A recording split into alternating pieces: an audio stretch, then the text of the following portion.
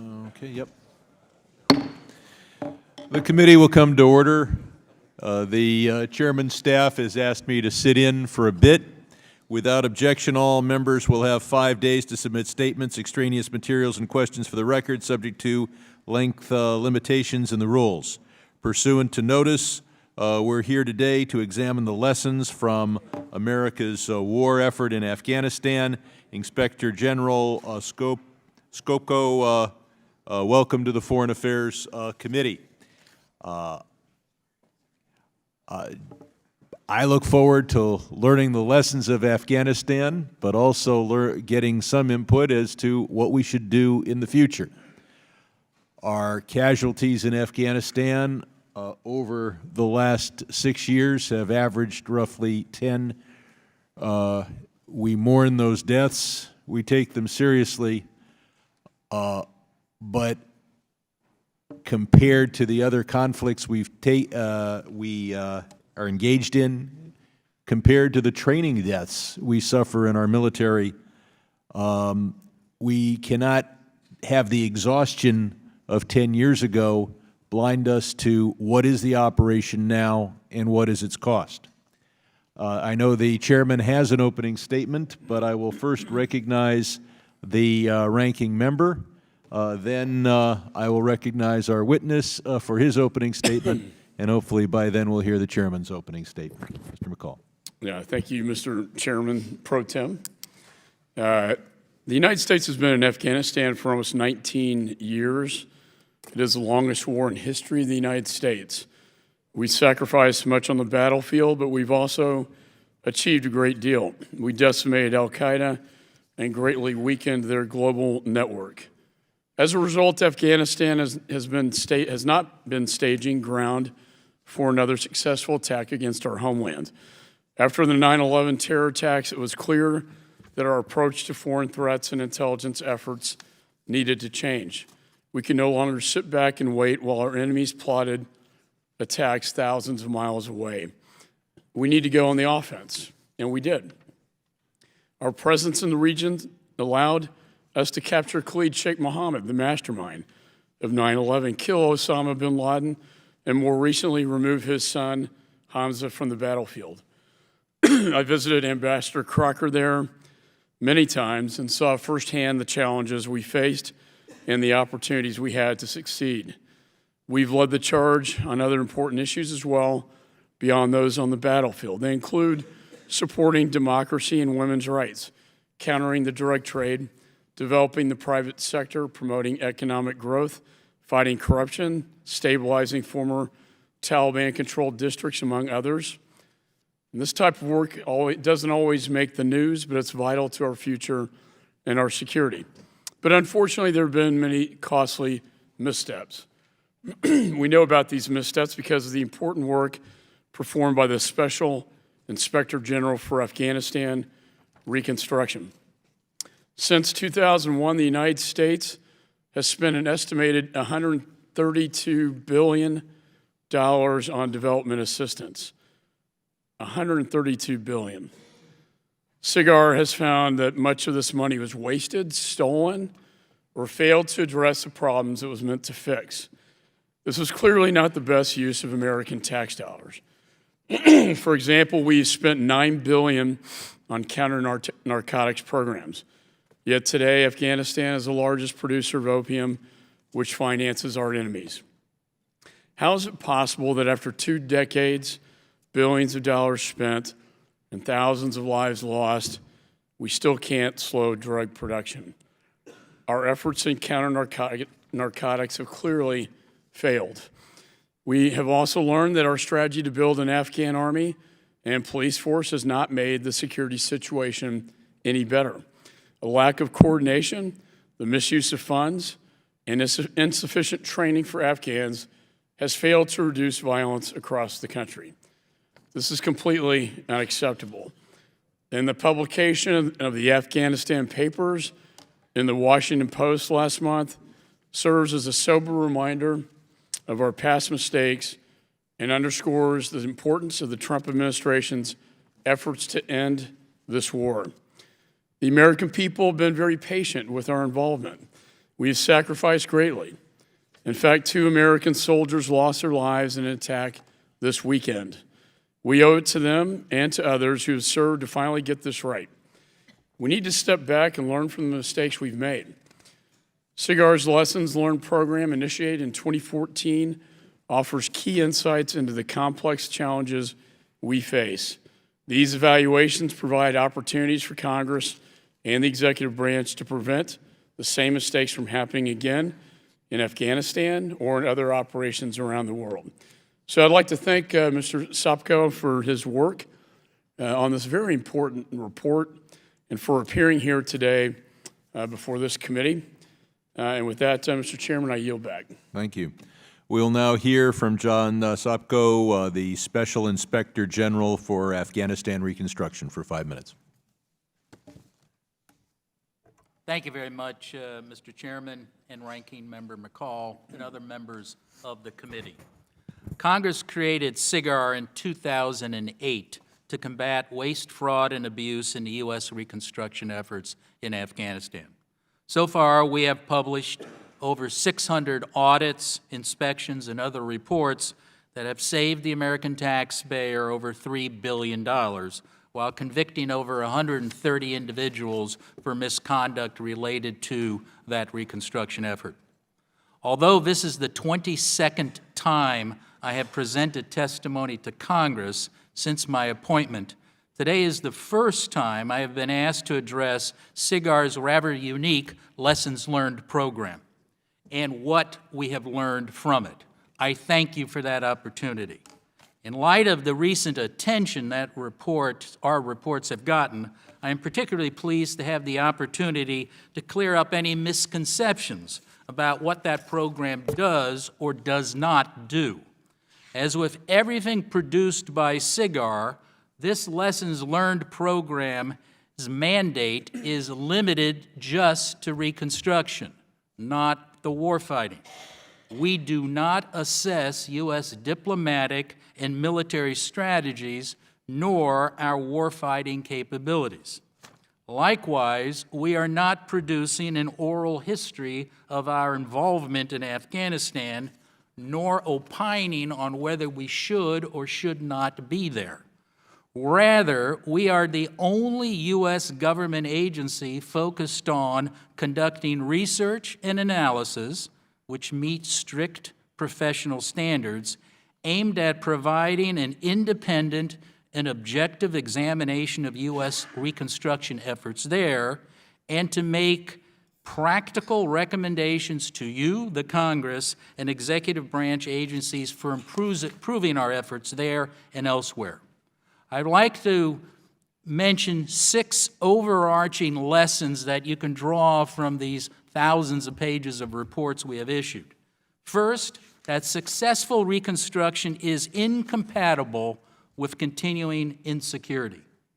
Secondly, unchecked corruption in Afghanistan has undermined our goals there, and unfortunately, we helped foster that corruption. Third, after the Taliban's initial defeat, there was no clear reconstruction strategy and no single military service, agency, or country in charge of reconstruction efforts in Afghanistan. Fourth, politically driven timelines undermined our reconstruction efforts. Fifth, the constant turnover of U.S. personnel, or what we have euphemistically called the annual lobotomy, negatively impacted all of our reconstruction efforts there. And sixth, to be effective, reconstruction efforts must be based on a better understanding of the historical, social, legal, and political traditions of the host nation. In addition to these key lessons, your staff has asked us to give you certain recommendations that you can focus on now. And here are 6. First, in light of the ongoing peace negotiations, Congress should ensure that the current administration has an actionable plan for what happens the day after peace is declared. Second, To ensure that Congress is made aware of problems in a timely manner, it should require agencies to provide regular reports to Congress disclosing risks to major reconstruction projects and programs as they occur. This would be analogous to the requirement we impose upon publicly traded corporations for the SEC. Third, Congress should condition future on-budget assistance on a rigorous assessment of the Afghan ministries and international trust funds to ensure that they have strong accountability measures in place. Fourth, oversight is still mission critical in Afghanistan. Congress must require that this administration continues to ensure adequate oversight, monitoring, and evaluation capabilities continue. Fifth, Congress should require U.S. government agencies to rack and stack their programs and projects on at least an annual basis to identify their best and worst performing programs. And sixth, Congress should require state, DOD, and USAID to submit the anti-corruption strategy for reconstruction efforts that was mandated to be filed by June of 2018 and still has not been filed. That was mandated by the National Defense Authorization Act. So in conclusion, our work at SIGAR is far from done.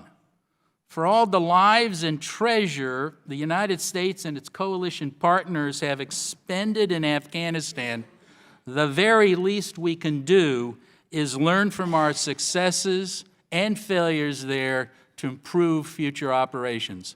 I thank you very much for the opportunity to appear today, and I look forward to your questions.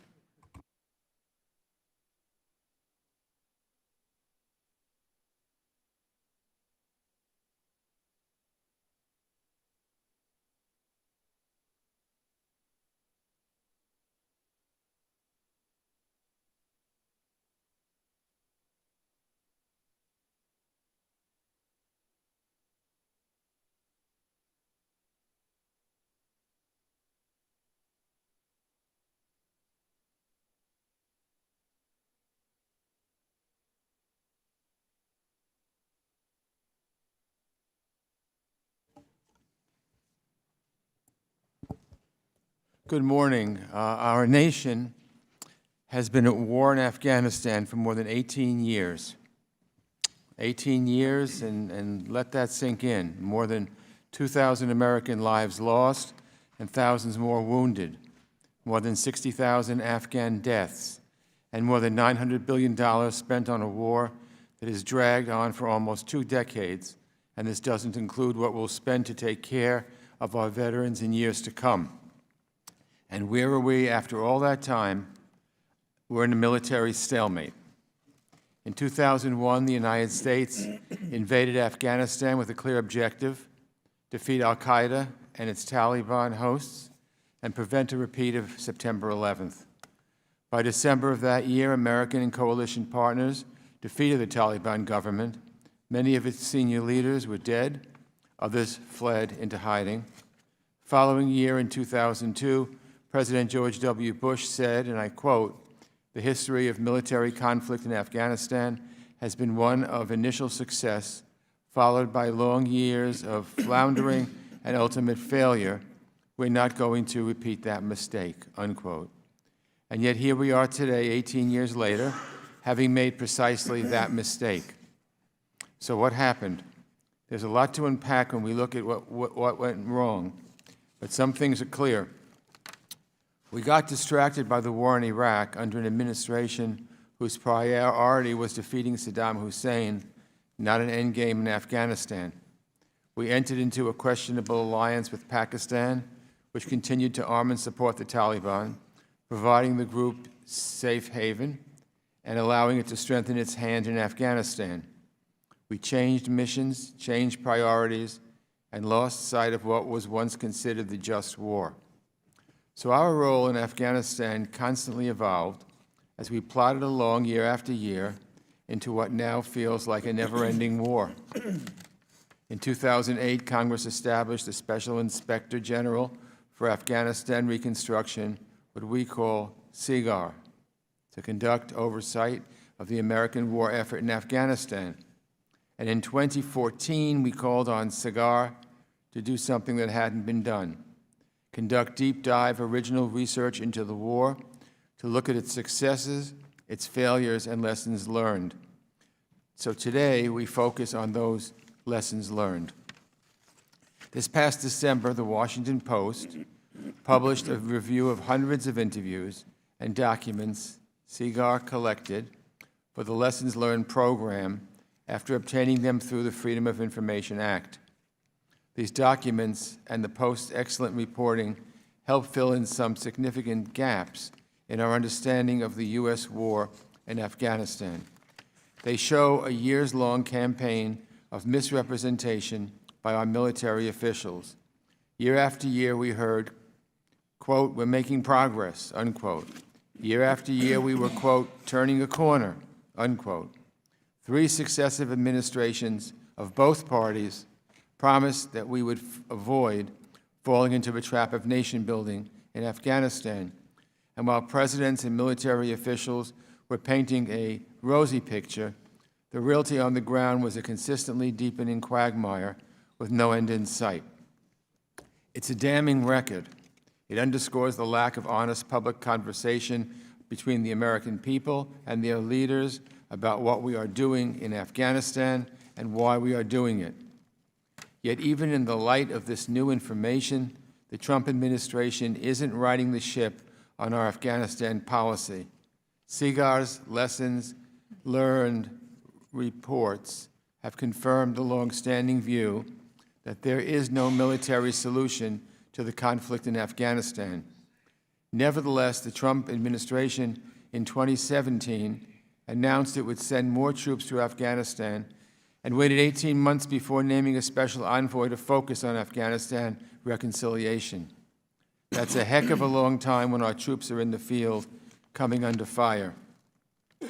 Just this past September, this committee held a hearing after President Trump derailed peace talks with the Taliban over Twitter, as we've come to expect from the president. The announcement came after over a year of the administration blocking key information from Congress and the American people about the status of the war.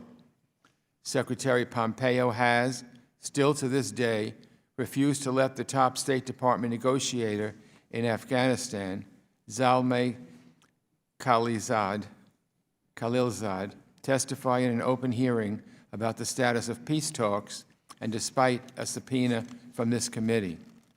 There's so much more for us to understand about how we wound up here and how we move forward in Afghanistan. So, Inspector General Sopko, I'm pleased you're here to discuss your findings and share your perspectives. I will recognize you to make an opening statement that you already gave, okay, pending which I'll call my friend, the ranking member, Mr. McCall of Texas. Any further statements? No. Okay. So, our witness this morning is Special Inspector General for Afghanistan Reconstruction, John Sopko. Inspector General Sopko, I now recognize you for five minutes. And you've done that. Okay. It's time for your questions. So now it's time for questions. You've done it already? No, it's your turn. Okay. All right.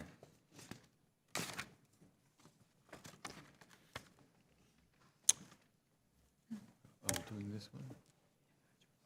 Okay. Despite SIGAR's very well documented and detailed account that the U.S. intervention in Afghanistan was failing, the Trump administration made no real change in strategy. The President's 2017 South Asia strategy suggested the war would be won on the battlefield, or that it would use military power to force the Taliban to the negotiating table under favorable terms. He even dropped the mother of all bombs to shock and awe the Afghans into bending to our will, and it didn't work. So my first question is, did you make your reports available to the White House and other parts of the Trump administration? And when presented with evidence that this war would not be won militarily, why do you think the President sent even more troops to Afghanistan? Mr. Chairman, thank you for that question. It's not really my jurisdiction to evaluate strategic level policy. So I can't really comment directly on why the president did or did not do. We did brief senior staff. I spent over 2 hours briefing with my staff the chairman of the Joint Chiefs of Staff on our lessons learned reports. We briefed senior officials at the State Department as well as those at the NSC and elsewhere. So we advise them on what has worked or what hasn't worked on military policy, and our report has highlighted a number of things that have worked. I leave it up to them to make the decision as to how to proceed on that. So I don't really think I can comment further on it. Okay, in April 2002, President George W. Bush said, and I quote, "The history of military conflict in Afghanistan has been one of initial success, followed by long years of floundering and ultimate failure. We're not going to repeat that mistake," unquote. Looking back at this statement, President Bush was right, except his administration and subsequent administrations did repeat that mistake. After the initial military victory over the Taliban, there have been long years of floundering and failure. There are many, including those your office interviewed, that thought we lost focus in Afghanistan because of the Bush administration's focus on Iraq. So let me ask you, do you agree with that? And to what would you attribute this failure? I'm sorry, Mr. Chairman, I didn't quite hear your full question. Do I agree with what Mr. President Bush's statement, or? Well, President Bush said, and I'll quote, this is a quote, "The history of military conflict in Afghanistan has been one of initial success, followed by long years of floundering and ultimate failure. We're not going to repeat that mistake." That's the end of the quote. And I'm saying, looking back at this statement, the President was right, President Bush, except his administration and subsequent administrations did repeat that mistake, subsequent administrations in both parties. After the initial military victory over the Taliban, there have been long years of floundering and failure, and there are many, including those your office interviewed, that thought we lost focus in Afghanistan because of the Bush administration's focus on Iraq. So I'm asking you if you agree with any of those, and to what would you attribute this failure? We have reported in our lessons learned programs that we did lose focus on Afghanistan. And we allowed the Taliban to basically come back, and there was a resurgence of the Taliban. We have noted that that was obviously a mistake. We've also noted as a result there was a surge under the Obama administration of troops, as well as a surge on reconstruction or development aid. So that was in response to that not focusing on the Afghanistan issue, sir. Let me ask you a final question. I understand from your letter to the editor of the Washington Post you feel that the newspaper mischaracterized your effort. But how would you respond to some of the observations of the interviewees? For example, this quote from Bob Crowley, an Army colonel who served as a senior counterinsurgency advisor to U.S. military commanders in 2013 and 2014. And this is a quote from Mr. Crowley. "Every data point was altered to present the best picture possible. Surveys, for instance, were totally unreliable, but reinforced that everything we were doing was right, and we became a self-licking ice cream cone," unquote. Could you comment on that, please? I'm happy to do that. That quote is similar to what we've been reporting almost since I've become the Inspector General. I notice, and it isn't just in the military side, it's also in the development side. And again, I don't focus on the war fighting. I'm the Inspector General for Reconstruction, not for how well a job we did on the war fighting, but on the training of the military we look at.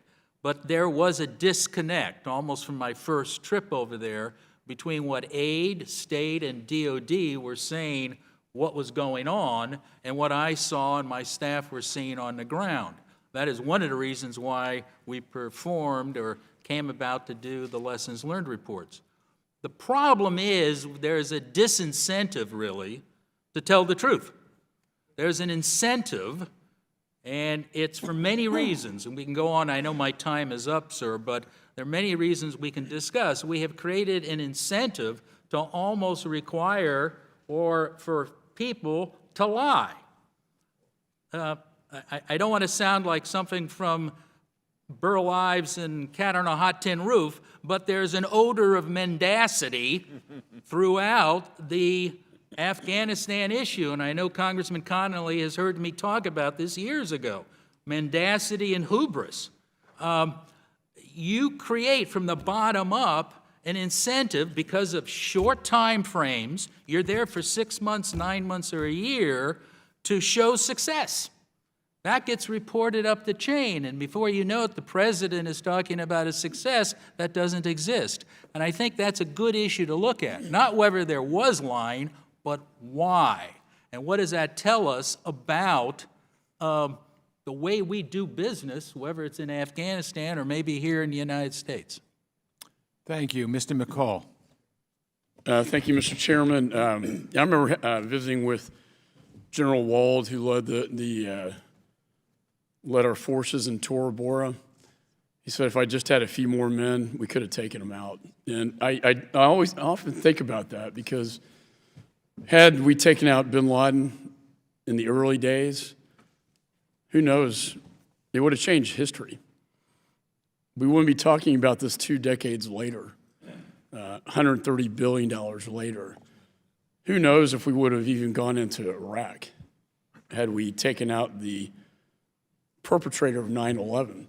And I've always thought that was our #1 mission in country, was to stop terror threats from attacking the homeland. And maybe we got a little mission creep, maybe we got into things that perhaps we shouldn't have. I do think the days of occupying nations and Reconstruction with the hope that Jeffersonian democracy is going to plant its seeds and roots, in retrospect, it may have been a little naive. It's a very primitive country, Afghanistan, and I've been there many times. So to my question, as I advised the president on Syria, a residual force to protect the homeland. I don't think we can afford to stay in these countries forever and occupy them forever. I think the most important thing we can do, though, is to have a residual force of some sort to take out terrorist threats to the homeland in a counterterrorism mission. And maybe we lost sight of what our mission really was in the first place. And so I guess, and I know you're not here to report on policy per se, but I'd like your comments on that. And to that end, what programs have been most effective at counterterrorism in that mission? Congressman, I think that's an excellent question, and I can bring you up to the line to policy, and I leave the policy for you. You have to remember, going back to that time, the initial reason we went in there were to find the people who killed our people. Find them, punish them. But the second point was to make certain that country, Afghanistan, was not a place where terrorists could breed and attack us again. So we were trying to create or help create a government that could manage their country. Up to then, they couldn't. So that's where we call it nation building. I don't know, that's a word that I think is abused more than actually defined. It's always defined in the negative. We don't do nation building, somebody else does. But we were trying to make certain that an Afghan government could keep those terrorists out. So that's why we did build roads, we did do training. We're doing train, advise, and assist right now. So those were the 2 points of our goal in going into Afghanistan.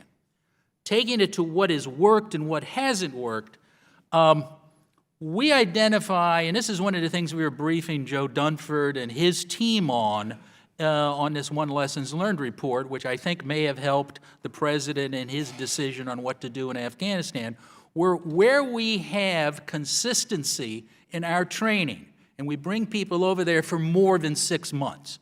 And you see that particularly with the Special Forces training. Excellent training. And if you look at the Afghan military right now, the best units that are fighting are the Special Forces, that our teams are connected with them, they live with them, they work with them. The other area where we had great success has been with the Afghan Air Force. Again, the U.S. Air Force has done a wonderful job, particularly with a couple of the platforms. The A-39, I think, is the best one, where the Air Force, our mentors, worked for 4 years. 4 years they spend working with the Afghan Air Force. And that's tremendous. That's one of the best programs we have. And we were advising the president and his team, that's what you should do. So it goes back to we should have actually done more of a racking and stacking of what worked and didn't. The Afghan military, and particularly the Afghan police, has been a hopeless nightmare and a disaster.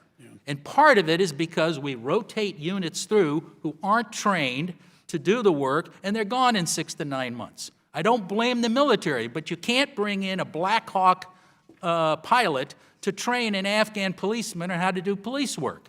And that's what we were doing, we're still doing. Wow.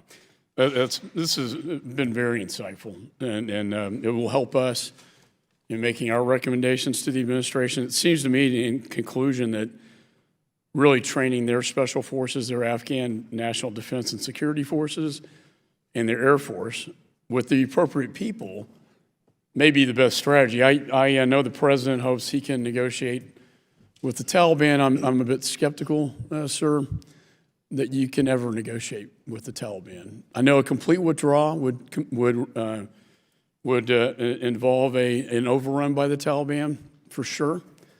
They'd probably take the country over, and then we'd have a real mess. So this is very complicated, but something needs to change. Status quo is not acceptable here. Yes, sir. The one, in response to that, ranking member, I agree totally. But the important thing is you have to be given the facts to make that decision.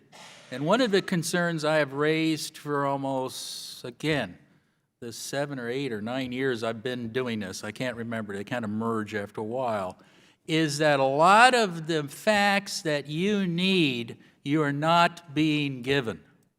They are overclassified, or they're not being collected, or they are just ignored. So to this day, you don't have, unless you go into the classified briefing, you know how difficult it is to use that, but you're not told some of the basic facts that you need to make your decision of whether you should fund programs or not. And I can go through those lists at some time. That is still a problem.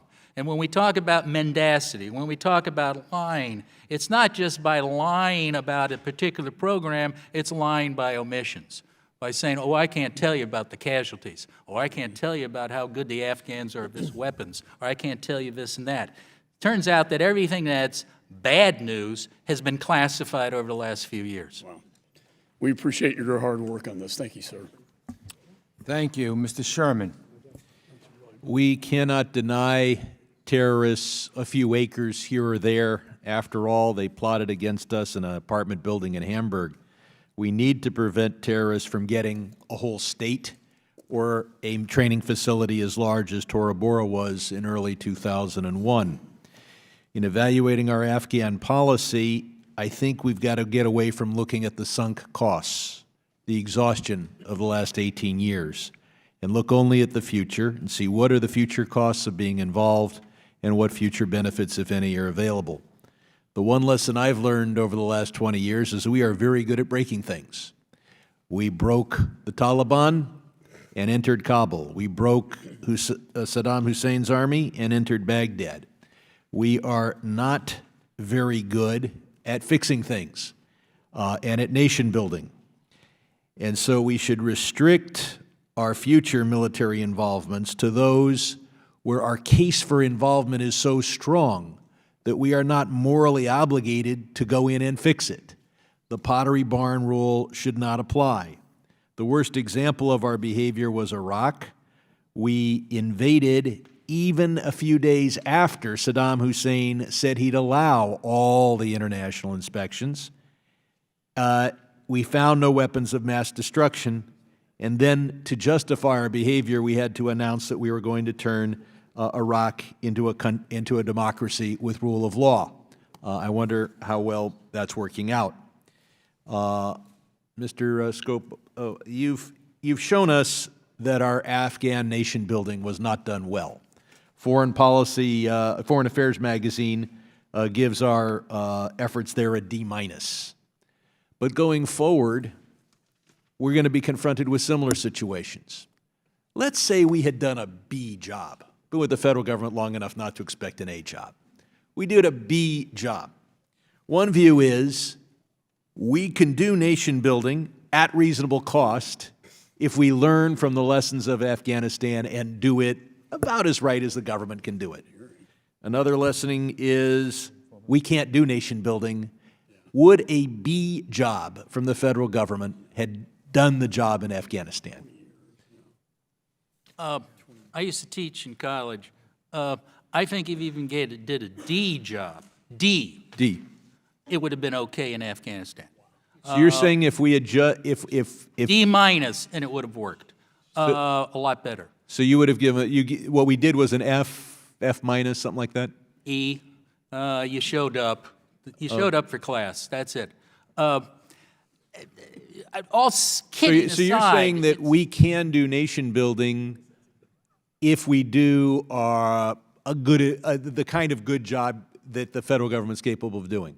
Absolutely. And what we tried to do is we tried to give the Afghans, and I think one of your staff asked us about misassumptions that we identified, and there's a whole list of them. One was trying to give the Afghans what we had, when they only wanted a little bit of peace and a little bit of justice. And if you look at our report on stabilization, we talk about that. The whole stabilization program was coming in after our military cleared a district to try to bring in a government services so that the locals would go back and support the central government. Well, they wanted a little bit of justice. What did we do? We built courthouses. They weren't looking for courthouses. They weren't looking for something that looked like this. They were looking for just simple justice. And as much as you hate the Taliban, and I do, and I hate their brand of justice, to the average Afghan, it's better than the justice provided by the national unity government. And that was one of my trips, was the most shocking thing where, and I believe, well, Congressman Connolly has left, so I can repeat the story so no one of you would be bored. But I came back as so depressed because I met three Afghans who I'd been working with, smart, young, brave Afghans who risk their lives every day. And for some reason, we all started talking about their families. And their families lived in the countryside in Afghanistan. And every one of those young, smart, bright Afghans told me a story where they recommended to their mothers and fathers that if they had a justice problem, and all of them did, go to the Taliban. Don't go to the local government. So instead of creating a government similar to what Afghanistan had in the sometime in the last 50 years, we tried to create the kind of government we have in the United States. We tried to create, a little America. We tried to create, I call it Norway. What they wanted was fair justice. And what happened is if you went to the National Unity Government Justice, first of all, the judges weren't there because they were afraid to go there.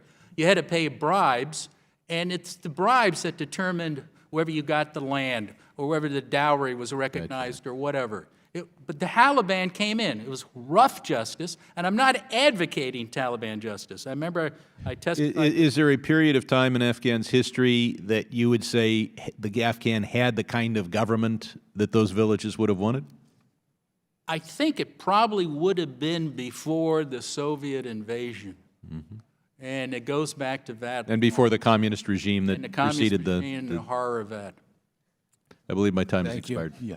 Thank you, Mr. Sherman. Mr. Smith. Thank you very much, Mr. Chairman, and thank you, Mr. Sopko, for your tenacity and your frustration level must be just vexing. I don't know how you do it.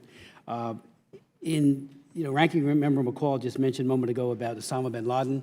In another part of the world, I visited with Bashir in Khartoum in Sudan. And I was there to talk about Darfur, and he was almost mocking. And then when I met with Osama Ghosh, one of his people, mocking that they offered us Osama bin Laden before he went to Afghanistan, and the Clinton administration would not take him.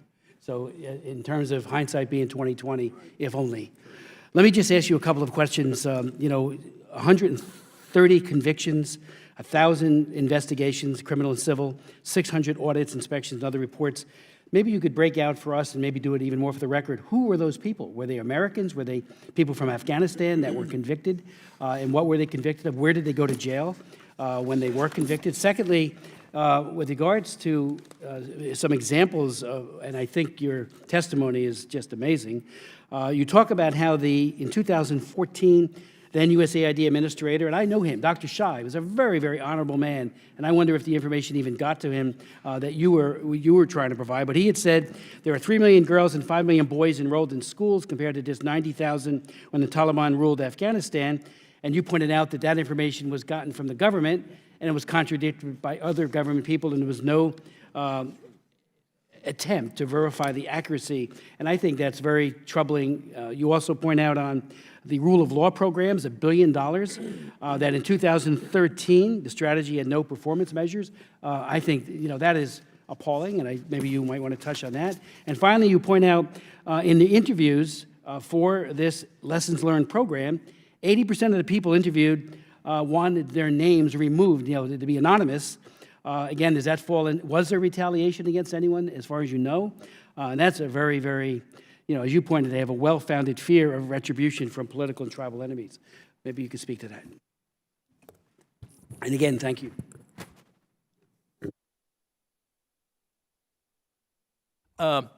Those are all good questions. Let me start at the end. On retaliation, we know of no retaliation. But we are concerned. One of the concerns I have is that there's a lawsuit now pending, and the Washington Post wants to get the names of all of our people who asked for anonymity. As an IG, I can't work if I can't offer anonymity and protection to a witness or a whistleblower. We know a lot. Whistleblowers are a lifeblood as an inspector general or any law enforcement agency. I have a law enforcement credentials. You have to have them. I mean, I find it so ironic. This is the same Washington Post, if I recall, had an informant that I believe it was for 30 years. They kept the identity of Deep Throat from the American people, but for some reason we have a new Washington Post where they want to know our informants. These people who spoke to us risked a lot, and you know what this town is like. You know what it's like if somebody badmouths their old boss or whatever. These people had realistic fear and whatever. We don't give them a litmus test of whether your fear is reasonable or not. We just ask them if they want us to use their name. And so that's so important. But there's no retaliation that we know of. I mean, in Afghanistan, the difference is that these people would be killed. Simple, okay? But I suppose the Washington Post wants their names for some reason. Why? They have the information. Why do they need the name? But I don't want to go there. The question, I believe, and I'm sorry if I lost... The rule of law and also the education of children and 130 convictions. Yeah, it's fact versus fantasy. This is this problem that we identified early on, this odor of mendacity.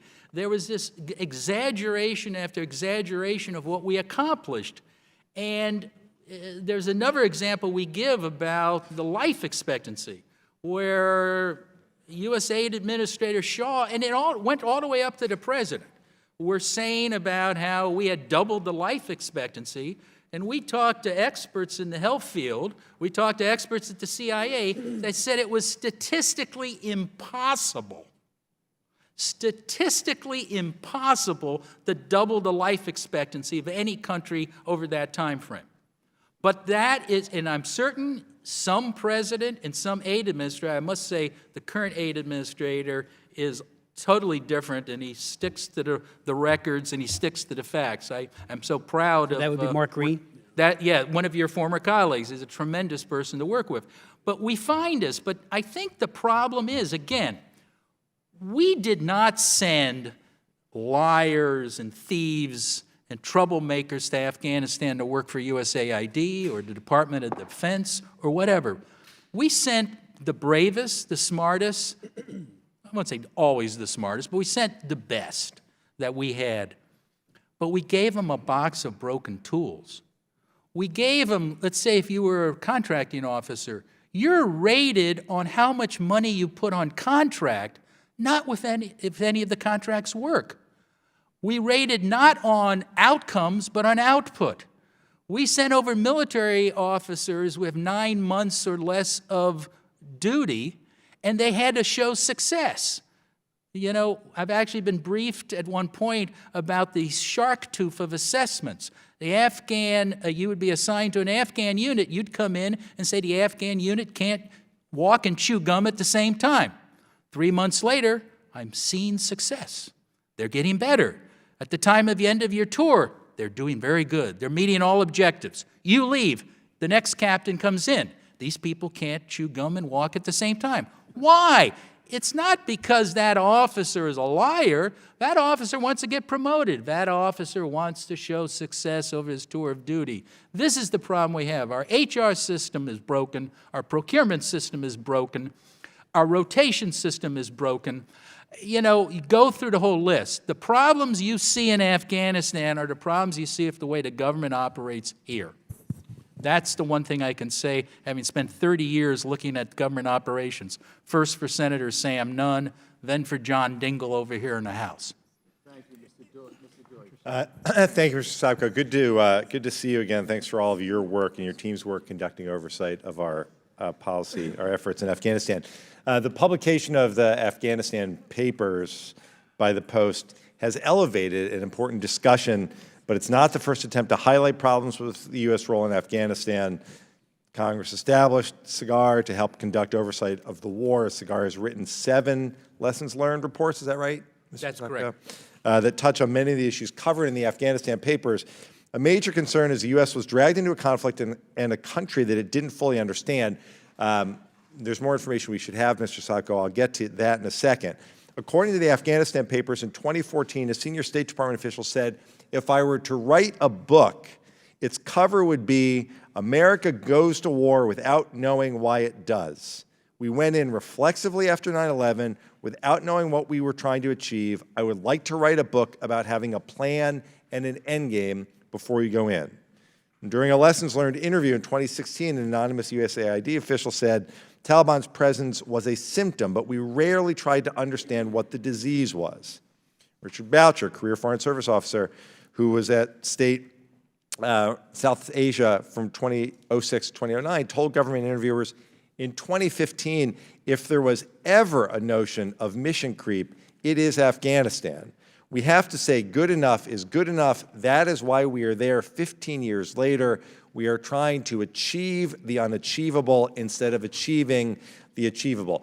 All these quotes help demonstrate how a lack of cohesive strategy and clear policy goals undermined our efforts in Afghanistan. We didn't fully understand our adversary, our strategic objectives, or the environment in which we're operating. Despite the amount of assistance that flowed into the country since 2001, even the positive gains remain fragile.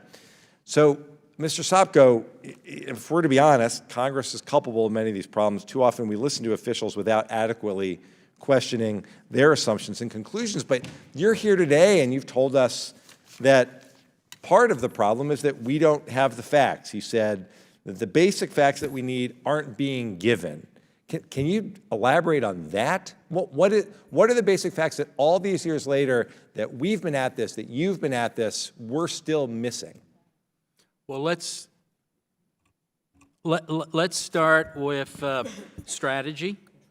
There is a strategy for Afghanistan. It's classified. Now I have clearances. You don't need a clearance to get it. You can't get it. There's a start. What's our strategy? There's a strategy for there is no strategy, we think, for narcotics. There is. Let me just stop you there. So when you're referring to the strategy, you're referring to, what are you referring to? You're referring to a document? Well, usually there are strategic documents. Right. You got to have a strategy, and then you got to lay out the programs, because if you write the strategy, you don't know where your program should be going. That's the problem we've had over 18 years. And you also have to have metrics or ways to measure success. Right, but when you, I just want to stop for a second, but when you talk about the constant churn of new people coming in and starting over, they're all operating pursuant to that strategy, you know? No, they get a job assignment. They just go over there to run a program. They don't know what, that's the whole problem. They're sent over there without knowing what the strategy is and what was the objective of the overall strategy in Afghanistan, but the individual program strategy. Okay, who's the keeper of that strategy? I mean, Well, you make it usually sound as if there's this document that if we all could just see it, everything would become clear. If we shared it with all the military officials and USAID, they would understand. Well, I didn't mean to imply that this is the silver bullet or the answer. You're saying where are the problems of not getting the facts. Right. You start with the strategy, and then you look at how did the programs meet that strategy, and then you look at metrics for success. Then you look at the facts. Now, when I talked about classification, I mean, and I can go through the list of what's still classified. I think that may help you. You know, the way to determine whether we're doing a good job on on training, advising, and assisting the Afghan security forces, you'd want to know about the Afghan National Security Forces operation data. That's classified. The Afghan security forces casualties. I mean, if they're all getting killed, then obviously our training hasn't been very helpful. You'd want to know about the RS commander's assessment of the Afghan security environment. That's now classified. The end strength and attrition metrics for the ANA cores and AN zone level, that's classified. Right. Equipment readiness, Mr. Sopko, that's classified. I appreciate it. Let me just close with this. Yeah. So in the 7 documents that you've produced so far, and all of the times that you've been up here, have we had this conversation before? I'm not being flip. This notion that if we just had this information for all the years that we've been at this, have you been screaming from the mountaintops about this? Is there? Help me understand. I think I have been raising the issue about classification going back at least 4 or 5 years, and repeatedly. And I think in every quarterly report we raise it, not the lessons learned, but the quarterly reports. And I raised it just, what was it, last year. The last metrics we had for success were, and General Nicholson said, these are the metrics you have to focus on. The amount of territory the Afghan government controls and the percentage of the population they control. They classified that, then they stopped collecting the data, and then they said, that's no longer relevant. So you have no metrics. You, as members of Congress, have no public metrics to rate the billions of dollars we are spending in Afghanistan. Mr. Chairman, thank you for holding this hearing, and for the over 2,400 American lives lost and over 20,000 wounded. We certainly owe it to every one of them to make sure that we're doing everything now to get this right. And I appreciate this. Thank you. Thank you, Mr. Deutsch. Mr. Perry. Thank you, Mr. Chairman. Thank you, Mr. Sopko, for your candor. It seems to me that your job here, from the perspective of some of my colleagues, is to make sure you do a good job at bashing or affirming that President Trump is pathetic and doesn't have a strategy and this is all his fault. And I actually applaud your efforts to kind of stay out of the fray in that regard. I don't think any of us are perfect. I think the President does want to get out of Afghanistan, and it's hard to determine what the facts are. The Post's article kind of laid out the fact that we don't know the information, and you have reaffirmed that. Classifications, even in the President's own defense, when he wanted to declassify information that would buttress his own innocence in claims against him, he can't seem to get that done. This town This town has a way of sequestering the information most important to it and most damning to it and the people in it. That having been said, I'd like to get to some of the information. You highlighted challenges regarding coordination of reconstruction in Afghanistan and the fact that there's no one in charge. There's no culpable, whether it's on the Afghan side or whether they're on the American side or some NGO, et cetera. The old adage that if everyone's in charge, no one's in charge. Have there been any improvements in this since you have continued to decry that over the course of your reporting? Have there been any improvements regarding culpability, regarding assignment for responsibility, so to speak, in Afghan reconstruction projects? If I could have one moment. Sure. Well, it's unanimous, no. No, we haven't seen any improvements. And again, I don't want to, turn this into a comedy routine. Problem is, this is a very complicated, this is a NATO operation. We have multiple donors. We have multiple donors who are just doing reconstruction. Some are providing military. It's a problem. And I really think it's something that Congress needs to focus on. Because we will do this again, and there are going to be multiple people wearing multiple hats, and we actually have an entire report looking on, I forget the title of it, is Divided Responsibility. And that report goes into, unfortunately, gory detail of how convoluted the process is. And again, this isn't meant as a criticism of any administration. This is meant as a criticism of the complexities of government. This has got over 900 footnotes highlighting, maybe this is the difference between us and the Washington Post. We go into a lot of detail on this. And no, there is a problem. And it's not just in the military field, although this report focuses on that, but it also goes to the reconstruction field. So I think this is a worthwhile area for you and Congress to focus on. Divided responsibilities in Afghanistan and in these post-conflict environments. With the little time that I have, let me just query you a little further on that. It's your studied opinion that Congress, that should be the purview of Congress to assign those responsibilities, only in the context that, look, I'm a Black Hawk pilot, and I don't want to teach law enforcement, and I wouldn't be any good at it. But while I'm surrounded by a lot of really well-intended people that are smart, I'm not sure Congress is the best answer either. And it seems to me that somebody that can act somewhat autonomously, determine the problem and see the solution set, somebody like a Mark Green or anybody in that capacity should be able to say, look, here's the project, here's the agencies involved, here's where the funding is, you're in charge, here's the report time, knock yourself out. And this is what we expect from you, and if you can't get the job done, then in 6 months, we're going to look for a replacement. Why do you think it should be Congress? I'm concerned about that, but I'm listening. No. I think part of the reason is some of these authorities and responsibilities are established by law, first of all. And what we're dealing with in Afghanistan is a whole of government and whole of government's approach. And a lot of this is going to have to be done statutorily. I'm not saying that any one committee up here are the best ones to decide, but it should be recognized we have a problem. I was going to look at the chart. My time's expired, sir, but could you just do this with the chairman's indulgence? Yeah. Could you give us one example regarding a statute where you think we could make a difference so I can kind of contextualize this? I'll definitely do it. I ask my staff to do it right now. Thank you. We'll get back to you. Okay. Thank you, Mr. Keating. Thank you. Let's be clear on one thing right off the bat, that our greatest responsibility to get things right, we're going to be talking about billions and billions of dollars, but our greatest responsibility to get things right rests with those families that lost sons and daughters and loved ones to this war, and to the people that are living with devastating injuries that they suffered in this war, that forever will challenge them both physically and mentally. Now, let me zero in on one area of concern that we've raised.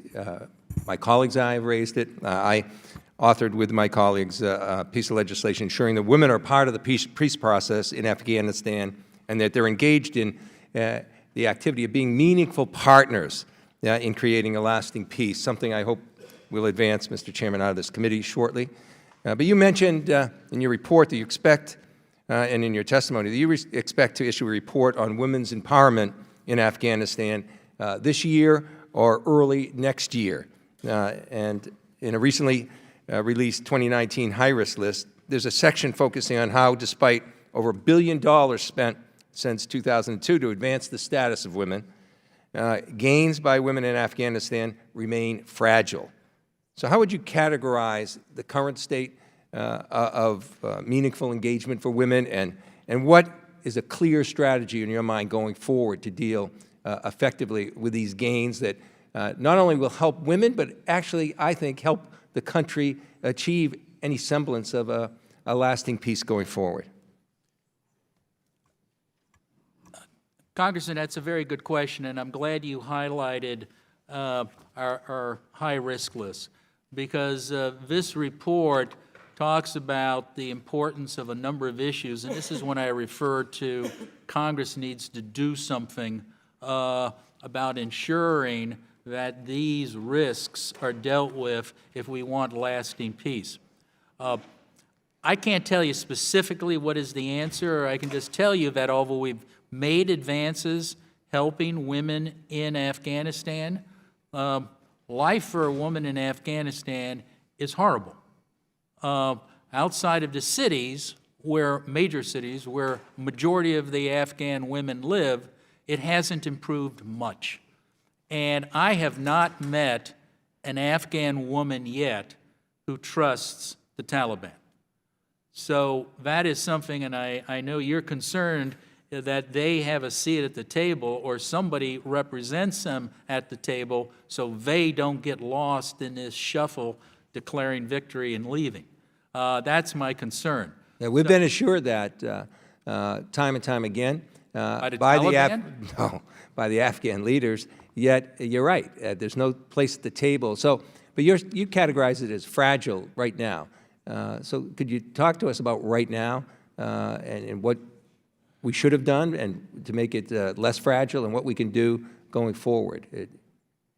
You know, I don't have specific answers to that. I'll get back to you.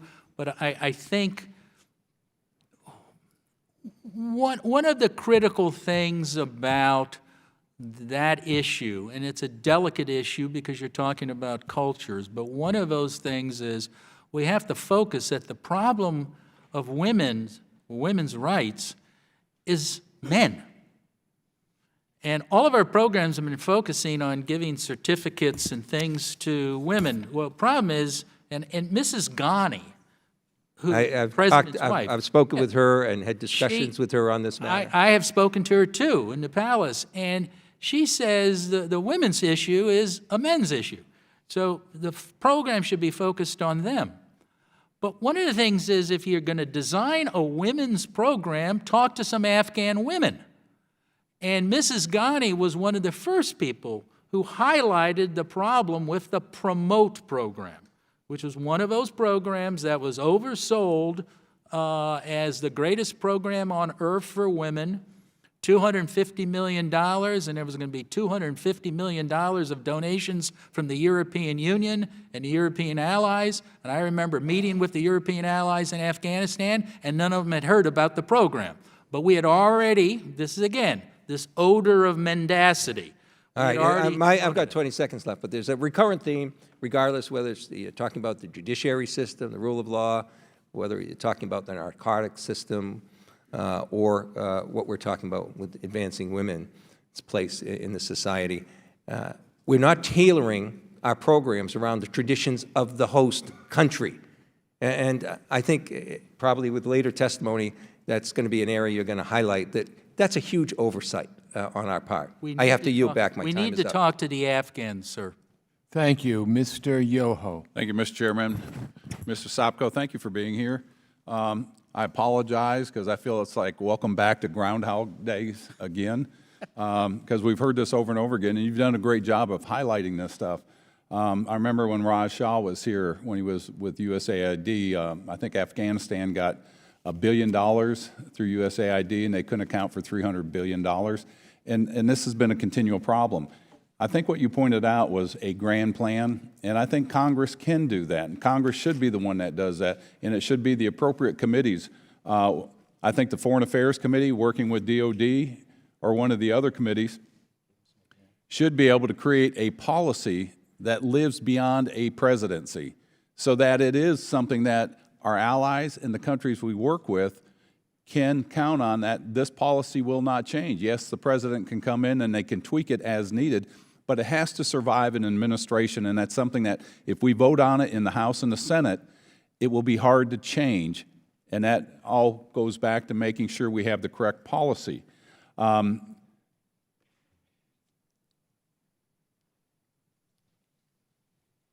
lost my train of thought. The one thing that you picked up, and you said this in the very beginning, and this is so important, your reports come out every year, and I think they're spot on. It's this body that doesn't act. We're the ones that are in charge of the money. We're the ones that can direct these programs or not. And I thought what you said in the very beginning, successful reconstruction is incompatible with continuing insecurity. Until we have a stable government, we can throw all the money you want. But until there's a stable government, and it doesn't need to be a democracy. I'm against democracy building in a lot of these countries because they're not ready for it. That's something that has to come up from the top down. We cannot force feed a country that. It has to be a stable government that we can work with. And the women programs, those are all great, and I agree with you. But when you look at that culture, if you don't understand that culture, their culture is you walk behind me 8 or 10 feet. They're not going to have them at the seat, at the dais. Unfortunately, as that is, we've been to countries where they have done that because of our policies, and the women are there, but when you go to ask a question of them, the men answer. And then I've interrupted the men, and I said, I don't want to hear from you, I want to hear from the people that are here, the women here. We need to understand that culture and give them time to change and adapt, and I think we need to focus on stability. And when we have stability, then our infrastructure projects can start creating the economy that we need so that trade can come and a gradual change. The Taliban, we ran them out, and the women went to school. But when the Taliban comes back, they're going to be out of school. And we know that's going to happen. And so I think we need to be a lot smarter in how we do this, and this is a lesson learned that we should never repeat again. I want to get your sense. Do you feel that the military-industrial complex that President Eisenhower forewarned us about, are they playing a hand in this or impeding a success in this? Or is it more of our policies just being, you know, where it changes the mental lobotomy that happens with talent that we send over there? Yeah, I can't really comment on that. I think the problems we have, you've identified. The other problem is there's a tendency, and I talk about it in the statement, of we think that just throwing money at it will answer it. Sure. And more money is a problem. We spend too much money, too fast, in too small a country with too little oversight. Right. And that created the corruption problem. That distorted the economy and distorted the culture. So smaller sometimes is better. I don't know if that has anything to do with the military-industrial complex. I think it more has to do with maybe it's a tendency of American culture. We have a view as we're going to get there with the firstest, with the mostest, going back to, I don't know if it was General Sherman or something saying we're going to do that. And we have the same thing about development aid. We're going to get there to firstest with the mostest and assume that's good. And what we need to do is focus on what do you need, what do you want, what can we help you achieve? And what you can use. And sir, I would hearken back to those 7 questions which we posed within a year of me coming on board. I was trying to, what are the lessons we've learned? And one of those questions is, do the Afghans know about the program? Right. Do they want the program? Will they use the program? If you answered that in an affirmative, that program will probably succeed more than it will fail. But if you answer in the negative, then why are you doing the program? And your 6 conclusions and recommendations is what this body needs to do, and we're the ones in charge of that, and I thank you. Welcome, sir. Gentleman's time is Mr. Cicilline. Thank you, Mr. Chairman. Thank you, Mr. Sopko, for your service. I want to understand a little bit about the Afghanistan Papers. What was the document that was being prepared? Was that going to be this report that you've provided to the committee, or is it an internal document? Because part of what I'm trying to figure out is there some failure also in our current model of the Inspector General in terms of getting this information to Congress in a way that will require action? Because I do think sunlight on this is really important. So would you tell us a little about what the purpose, like were you preparing a report that was going to be shared publicly or shared with Congress? That's a good question, and again, I think it's one of the misconceptions. We weren't preparing a report. We interviewed people in preparation for these 7 reports, as well as we're interviewing for the next series of reports. You know, these were raw interview notes that we had done for those reports. For the reports that you previously prepared? Yeah. Okay. And it's up. I want to get to some questions. Okay. I appreciate that. I just want to, because I do think getting this information is really valuable. I want to focus my questions very much on corruption, because I think certainly the absence of a clear set of objectives has to come, developing an objective for our mission in Afghanistan, followed by a strategy and then metrics to measure it. I think that's been our challenge, but I'm particularly disturbed about what I'm learning in this most recent report with respect to the issue of corruption. The Department of Defense says corruption remains the top strategic threat to the legitimacy and success of the Afghan government. You quote that in your report. And your report in 2016 reported on corruption. I think all the reports have, and criticized the government's failure to recognize corruption, which was bad enough, but actually the American activities contributed significantly to the corruption. And so would you speak a little bit about that, and also about this notion that we prioritize security over anti-corruption efforts, and whether that was the right judgment and how we might measure metrics in both of those areas? Well, that is, I think you've focused on what some military officers told us is really the major threat to Reconstruction and to the war effort, and that is corruption. It's not the Taliban, it's corruption. And if you talk to General Miller, who's head of all of our troops right now, he will answer that is still a problem. It not only saps the money we give to the Afghan government, but it also is used as a recruiting tool by the Taliban, because they can point to the corrupt officers, they can point to the corrupt warlords who are getting all of the government contracts, and they say, see, that's what the U.S. government does. So I think you've honed in on a serious issue. It still is. Now, I will say, in defense of Congress, Congress has recognized that, and they have done legislation on that. They have actually asked us to assess the corruption situation 3 times, so you are aware of it. And we are currently assessing the condition there. It's still a serious problem. So one of the most mismanaged pots of money was the Commander's Emergency Response Program, or CERP, I guess it was called. This is a slush fund that was reminiscent of the war in Iraq. CERP was allowed military commanders in the field to bypass normal contracting rules and spend up to $1 million on infrastructure projects, far above the normal cost of such projects. What role did CERP money play in enabling corruption, and was it ever deconflicted with other foreign assistance programs to ensure that funding streams were not working at cross purposes? That seems to be a especially serious cause or contributing factor to the corruption that we saw on the ground. You've highlighted a good point. CERP money was not deconflicted. Like a lot of the military programs, they were not deconflicted. I wouldn't say CERP was the worst. I think there were a couple other programs I could discuss that are worse. But we have not actually done an audit on those CERP funding to the granularity that you're asking. But it was deconflicted good intentions, but a lot of waste. And final question, a retired brigadier general said, and I'm quoting, "Congress gives us money to spend and expects us to spend all of it.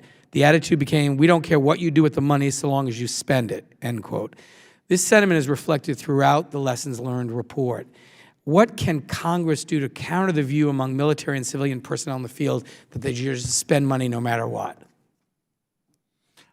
I think the best answer is for the appropriators to put language, or at least don't hold the agencies vulnerable or attack them for not spending the money. I know a lot of agencies were attacked for not putting money on contract or not spending or losing it. So multi-year money may be an answer to that, but there is an incentive to spend the money.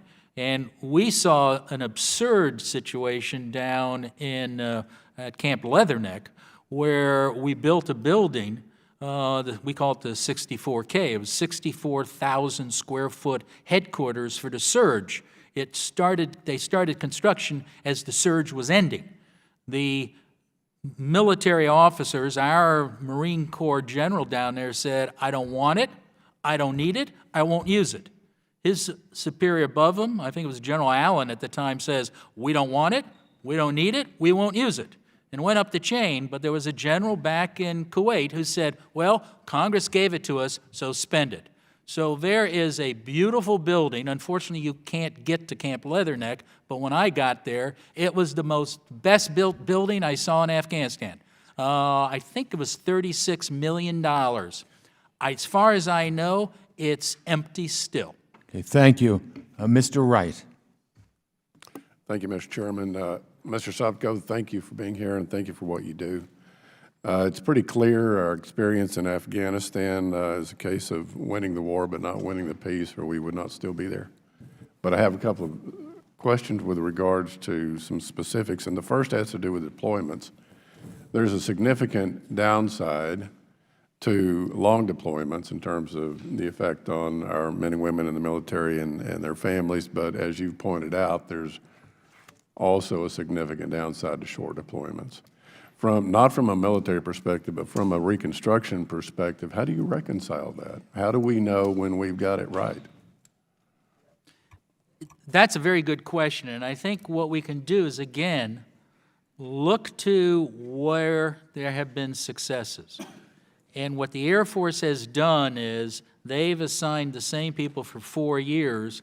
They don't spend the whole 4 years in Afghanistan. They basically work with the Afghan pilots. They bring them back. So you're assigned to a similar task. Special Forces has the same thing. You're assigned, but then when you've been there for a certain amount of time, you come back to a pool that then it's the same pool that works very closely with the same units. So there's a connectivity. So those are two examples we cite. We're actually going to be doing a lessons learned report on what are the best practices for doing that with aid or state or DOD. How are you able? You don't want to send somebody over there for 18 years. That's impossible. Right. My dad was drafted for World War II, and he was there for the length of the war, however long it lasted. But that's a little different. But there's a way to do that so you don't lose that connectivity. You don't lose that experience. You don't lose that connection with this Afghan unit, and you work together, and that Afghan feels closer to you, the American advisor, than he does to the Taliban. And I want to pick up on something Mr. Yoho was talking about earlier, and that is changes in administration. And I'm not asking you to judge the administration or their policies, but we've had 3 presidents during this time, both parties. To what extent does a change in administration hamper our ability to, in terms of the Reconstruction efforts? I haven't really seen that as a problem. Okay. When the new administration, the Trump administration came in, they did a policy review. We participated in that, and they actually were very responsive to our bringing information to their attention. A lot of the career people don't change, so obviously we're dealing with them. The ambassadors don't change. The aid people out there don't change. So I don't see that as a problem. Okay. We didn't really see much of a difference between the Bush administration to the Obama administration or that. That we have not seen as a problem. Okay. My last question has to do with Iraq. Based on your experience, to what extent did the war in Iraq prevent us from completing what we needed to complete in Afghanistan? Well, again, I haven't looked at the warfighting side. Remember, we've spent $132 billion on reconstruction. We've spent close to $700 billion on the warfighting in Afghanistan. So all I can tell you is when we did an analysis on the train, advise, assist, and on the reconstruction, everybody told us was when the focus turned on Iraq, we lost interest in a lot of the key issues in Afghanistan. That's all I can tell you. And other than that, Would that include historical. the establishment of civil governments? Yes, to some extent. Okay, great. Thank you. Now you're back. Thank you, Representative Wright. Ami Bera. Thank you, Mr. Chairman.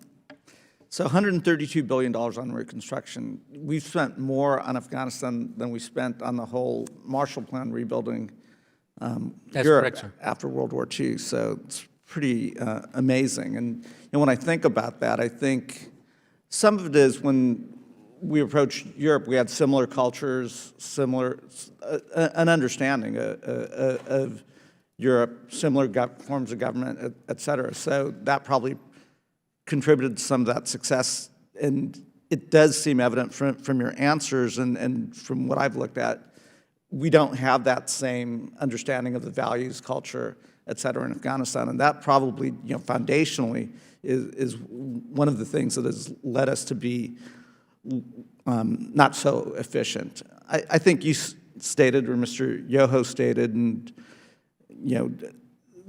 our goal is to define lasting peace. But the problem is how we define lasting peace may not be how the Afghans define lasting peace. How would you say they define lasting peace? I think I would use probably the Webster's. Will the gains that the Afghans have made continue in the future?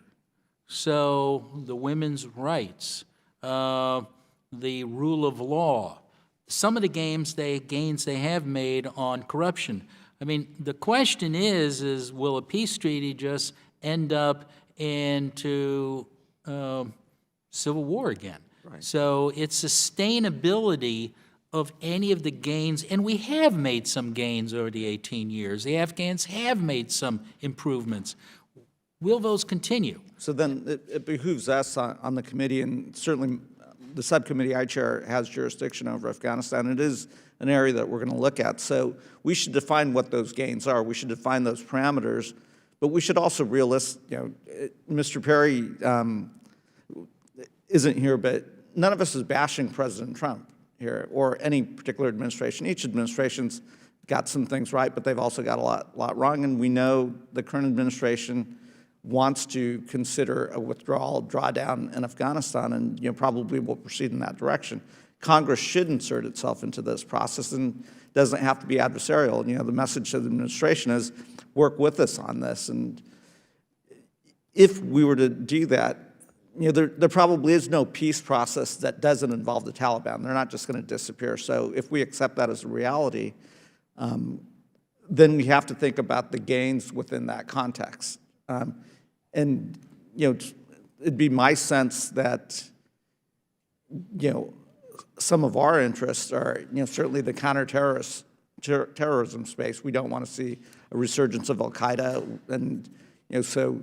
Am I thinking about this correctly in terms of, well, what would that remaining force be on the counterterrorism side? And then, the last thing that I would think about, and I'd love for you to comment on, is it's my sense that we've created a dependency in Afghanistan on U.S. dollars. And there's going to be a big hole that's left in the Afghan economy as we exit. how do we fill that hole? I mean, and now the complicating factor is regional dynamics as well. You know, obviously the Afghans have a relationship with the Indians have an economy that could step in there. The Pakistanis don't like the Indians, so the whole regional dynamics are challenging as well. And how do we create that conversation as we're drawing down to create some regional leadership? You know, am I thinking about this correctly? And You're how to engage? absolutely, and Congressman, again, I would ask you to go back to our high-risk list that we issued, and I think these are the risks to that stable, lasting peace, and one of them definitely is finances. The Afghan economy is abysmal. It's reality. 70% of their budget for their government comes from the United States taxpayer and the European taxpayers and whatever. And that's not going to change once you sign peace. Now, maybe the cost of the war fighting may change, but just because you sign peace with the Taliban doesn't mean you're going to have peace with ISIS or the other 30-some terrorist groups and the other warlords and gangs who are operating. So you're going to have a cost. We have to face the reality there and try to work with them. But that's one of the biggest concerns we have in here. Because you also have to reintegrate. Let's assume it's a successful peace. You have 60,000 Talib, plus their families, who have to be reintegrated. That costs money. Can the Afghans do that? No. We just had a major surrender of ISIS troops. I have seen no evidence that the Afghan government has done anything to reintegrate those ISIS troops. And actually, if you talk to General Miller, you talk to our... I'm sorry, but I think those are good issues. I'm terribly sorry, I didn't hear you, I apologize. Right. Thank you, Mr. Chairman, for that recognition. I'm probably not as intellectual, but I will probably be more entertaining to you, so I appreciate that. And I do notice how important you are. Usually we have this whole line of people up here, and they get their 5 minutes, and then they tweet about it and go home. You're by yourself, and then you turn around to the group behind you, and then they take note of whatever you're saying and make notes of it. So they're doing an excellent job behind you. I don't know if you knew that or not. I had a couple of questions, brother, and thank you for being here.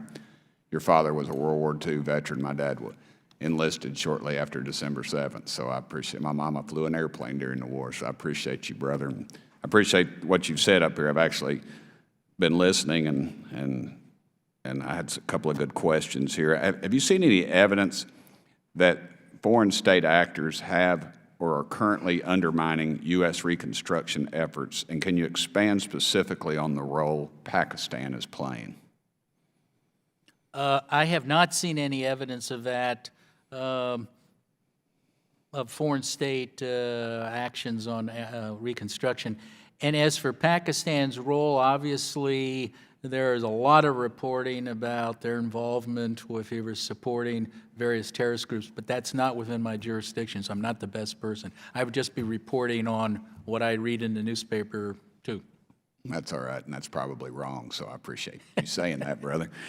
Should the U.S. continue to fund the counter-narcotic programs, even though we've thrown $9 billion at the problem, and it seems with little success?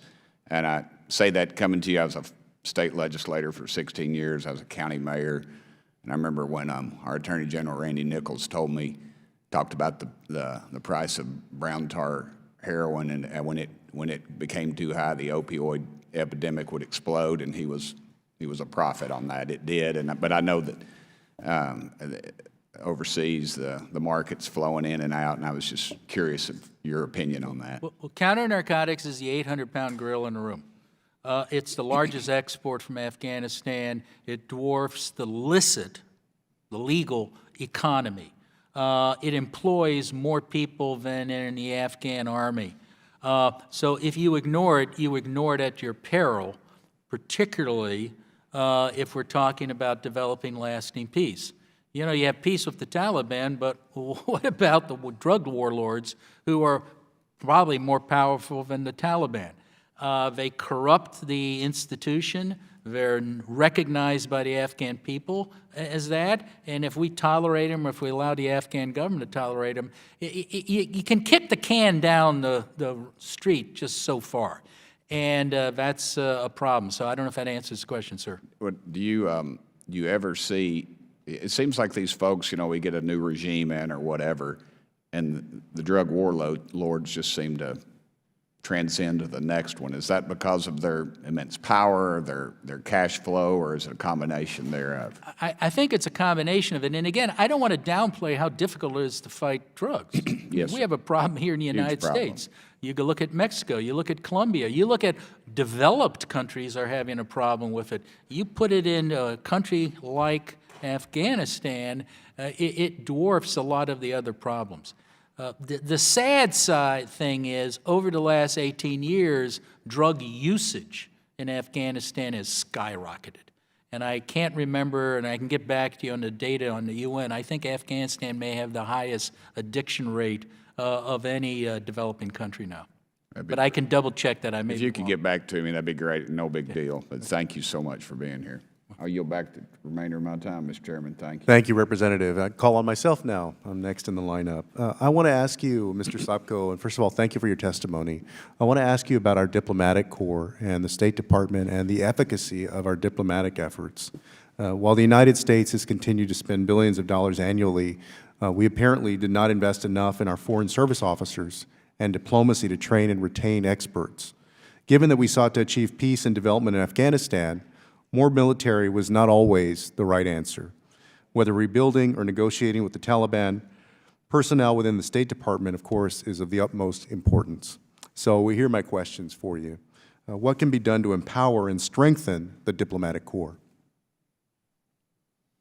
I think, first of all, is I think you hit a right point on empowering and strengthening them. They're essential. Problem in Afghanistan is the ambassador has been, it's sort of de facto, his role as the senior U.S. government official has been downplayed by the fact that there's a military officer sitting across the street. What I was going to ask you about He the has interplay more money. between, right, the interplay between our military folks that are there and the diplomatic folks that are there. The problem is that the State Department, I think you've hit it on the head, is underfunded. USAID is underfunded in comparison to the military. We're fighting a war in Afghanistan, and I'm not saying we shouldn't fund General Miller and RS the way we're doing it, but I'm just saying is you can't ignore the diplomats, you can't ignore USAID. You particularly saw this at the PRTs and at the regional groups. When we set up, we were supposed to be aid and state and the military out there in the region. Well, the military all showed up. They had the money, they had the manpower, they had the SERP funds. Where were the state and aid people? There weren't enough of them to go around, and that is a problem. I'm old school. Development should be done by development experts. Those are diplomats and aid officials. They should not be done by the U.S. military. And we highlight, when we give that task to the U.S. military, it almost automatically fails. And that segues right into the next question that I wanted to ask you is, why does the military appear to be at the forefront of nation building in Afghanistan rather than the State Department or USAID, especially in light of the fact that this has been going on now for 18 years? So there's been plenty of opportunity to make course corrections. Why do you think this is? Because we've emphasized the war fighting and we've given short shrift to development and reconstruction. And the military has the weapons, and they have the manpower, and they have the money. And what does that say, or what does that portend for when our presence, our military presence, is no longer there at some point? It's a big issue. It's one of those risks you face. Because, for example, our military assistance program has been run by the military. We've trained the Afghans to deal with the military. They haven't been trained to deal through the normal embassy functions. So there are some serious problems here. It's an area I think Congress needs to look at. Thank you, Mr. Sopko. I'm going to go now to Mr. Levin from Michigan. Thank you very much, Mr. Chairman. Mr. Sopko, thank you for your public service. I really appreciate it and for coming here today. Cigar interviewees indicated that politics was partly to blame for the sheer amount of money poured into Afghanistan, even as money from prior years was left unspent, and officials made clear that Afghanistan didn't have the capacity to put so much money to proper use. Apparently, policymakers claimed, quote, the political signal by a budget reduction at a turning point in the war effort would adversely affect overall messaging and indirectly reconstruction efforts on the ground. The articulation of goals for the purpose of budgeting and programming was largely secondary to the political implications of budgeting, end quote.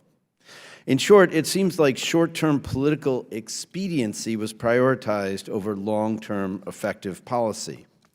No one wanted to support budget cuts and risk being blamed if things went badly. In your view, to what extent were budgeting decisions in Afghanistan made due to political expediency?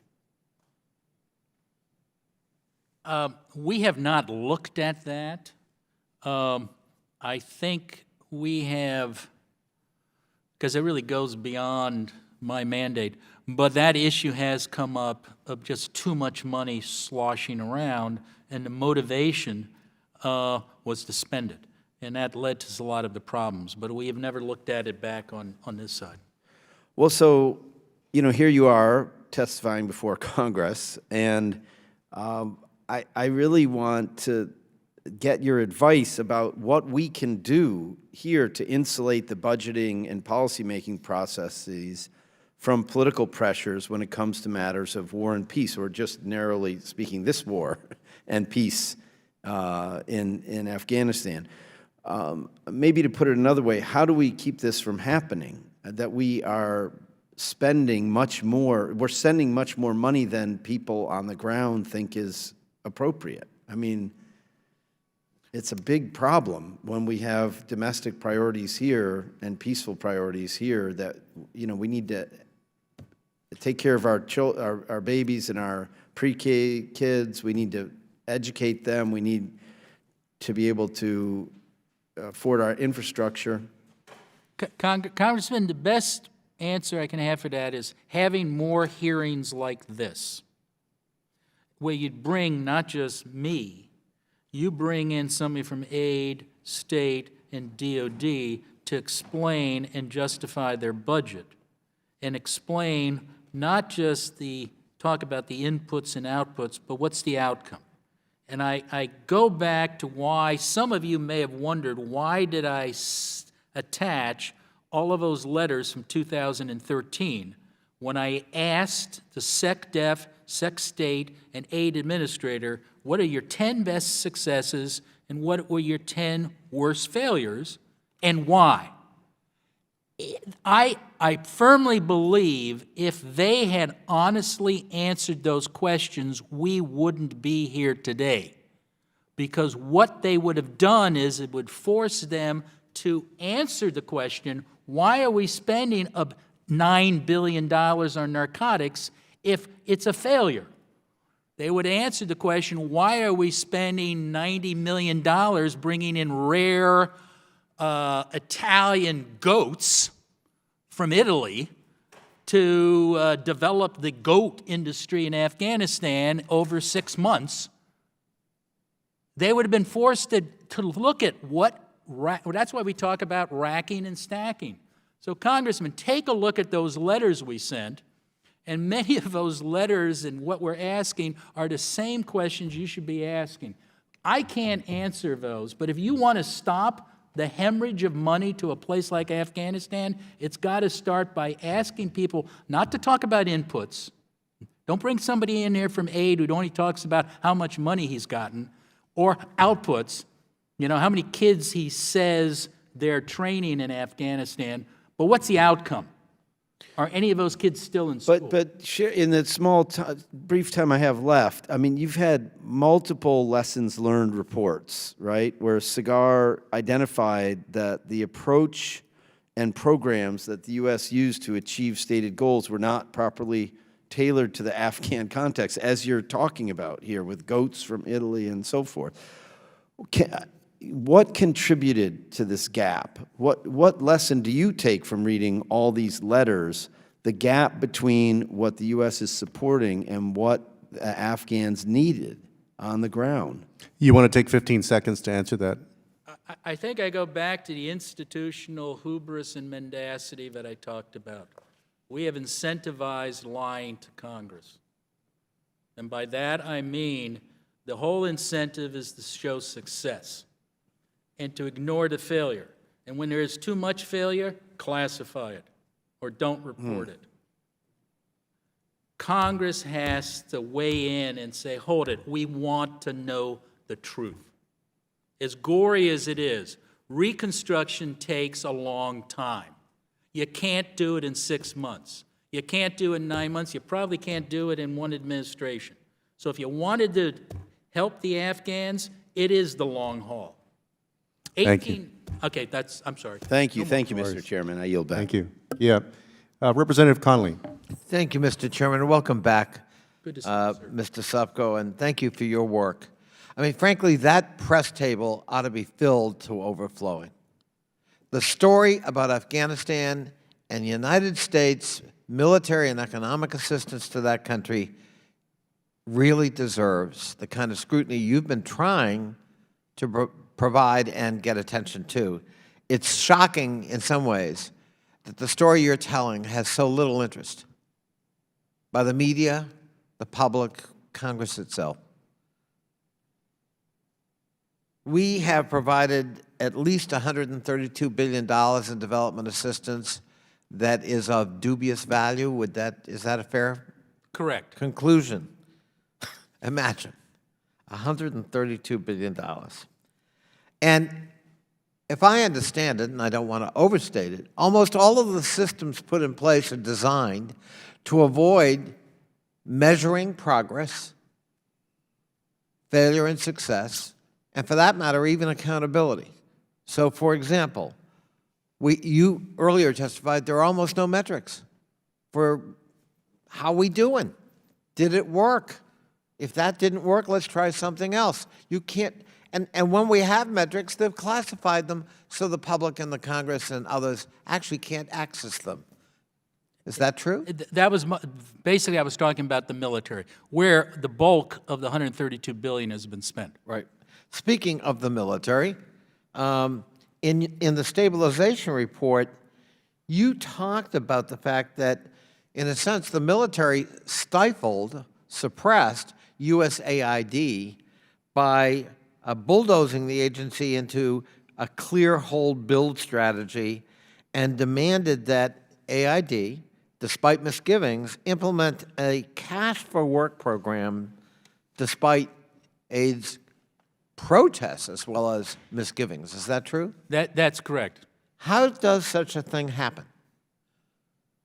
Well, how did AID lose its independence of judgment? After all, it is the agency in the federal government with domain expertise in development assistance, not the Pentagon.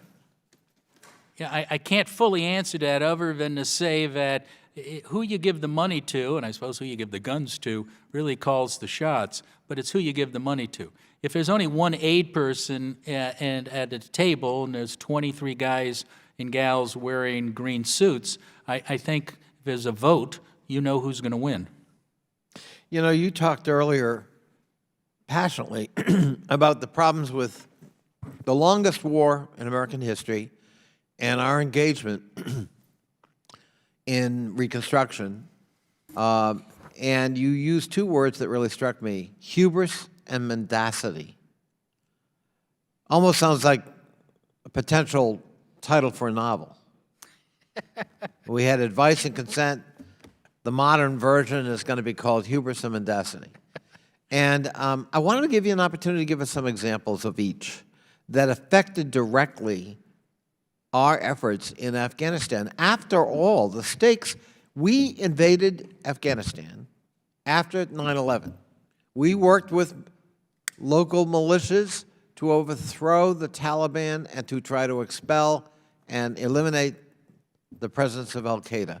This was a momentous decision with very high stakes for America directly, and here we are, well over a decade later, and we don't seem to have done a very good job at meeting any kind of objective, including a stable government accepted by the people. So can you just give us some examples of hubris and especially mendacity? Well, I think we've referred to it in my statement. I talk about some of the statements made by AID about the great success on life expectancy.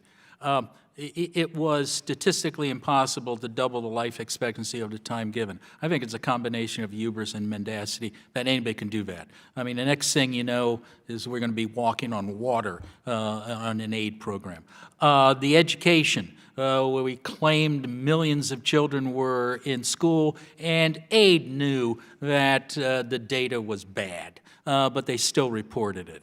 As if those millions of children. Is that hubris? Is that mendacity? Probably a combination of both. I actually think the people on the ground thought they were doing a great job. They just never looked at all the data, and they weren't going to explain that the data was faulty. You look at some of the successes we claimed about the power grid. I'm running out of time, and the chairman is strong. So, I mean, those are some of the examples. I'm happy to give you a lot more of those examples. Thank you. I would just say shades of Vietnam. True. Representative Allred. Thank you, Mr. Chairman. I was in Afghanistan over the Thanksgiving holiday, and while we were there, we had a chance to meet with our military and State Department leaders, and I met a young Army captain who was also a West Point grad and also a football player. And he was tasked with training the next generation of Afghan military leaders. And he was tired when we met because he'd been out the night before leading a raid, which we're doing every single night, degrading the Taliban's ability, al-Qaeda, and ISIS elements as well. And I've often thought about that captain, especially as we heard the news of the 2 service members who were killed this weekend, and wondered if we are serving him and as well as he is serving us, as well as many of our men and women in conflict are serving us. And I want to thank you for your work. I think this is one of the best parts of our democracy, is that we can be critical of ourselves, and that we can take a critical eye to our commitments and say, what are we doing wrong, and what can we do better? I'm not here to point fingers. There are multiple administrations involved. We all know how long and how much money we put into this. But one of my questions for you is that over the years, you've released a number of overarching recommendations for various parts of the government. I want to know how receptive you found the agencies involved to your recommendations. I think I read that 13 of them have been adopted. Is that correct? And maybe tell us what you think is standing in the way of some of those recommendations being adopted. That's in regard to, I believe we had about 130 recommendations from the first 7 lessons learned report. Overall, from our audits and inspections, about 86% to 90% of our recommendations are adopted. The reason for the smaller number, I believe, is because many of our recommendations are conditional on events occurring, such as peace or the next. Many of our recommendations are, if you do this again, you should do the following. So it's hard to say if it complied because it hasn't happened. So, but we're happy to report back on that. Yeah. It's been, the Lessons Learned program have been very well received by the military, the State Department, and USAID.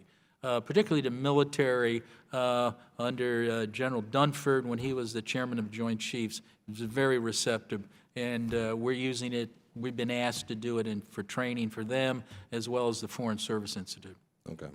Well, I know that this has occurred before, but while I was there, we were told that a new generation of Afghan military leaders were emerging, particularly in their special forces, and they were leading most of the kinetic fighting and doing actually a decent job. And I was wondering if you could provide you and your agency's opinion on the generation of leadership that's coming through the Afghan military, whether or not they will be able to stand up when we stand down, And if I know that's some of this is a military consideration that's outside of your purview, but from the reviews you've done and over the years of your experience, how you believe that's progressing. Well, Congressman, it's a good point. It is in our purview because it's part of the train, advise, and assist.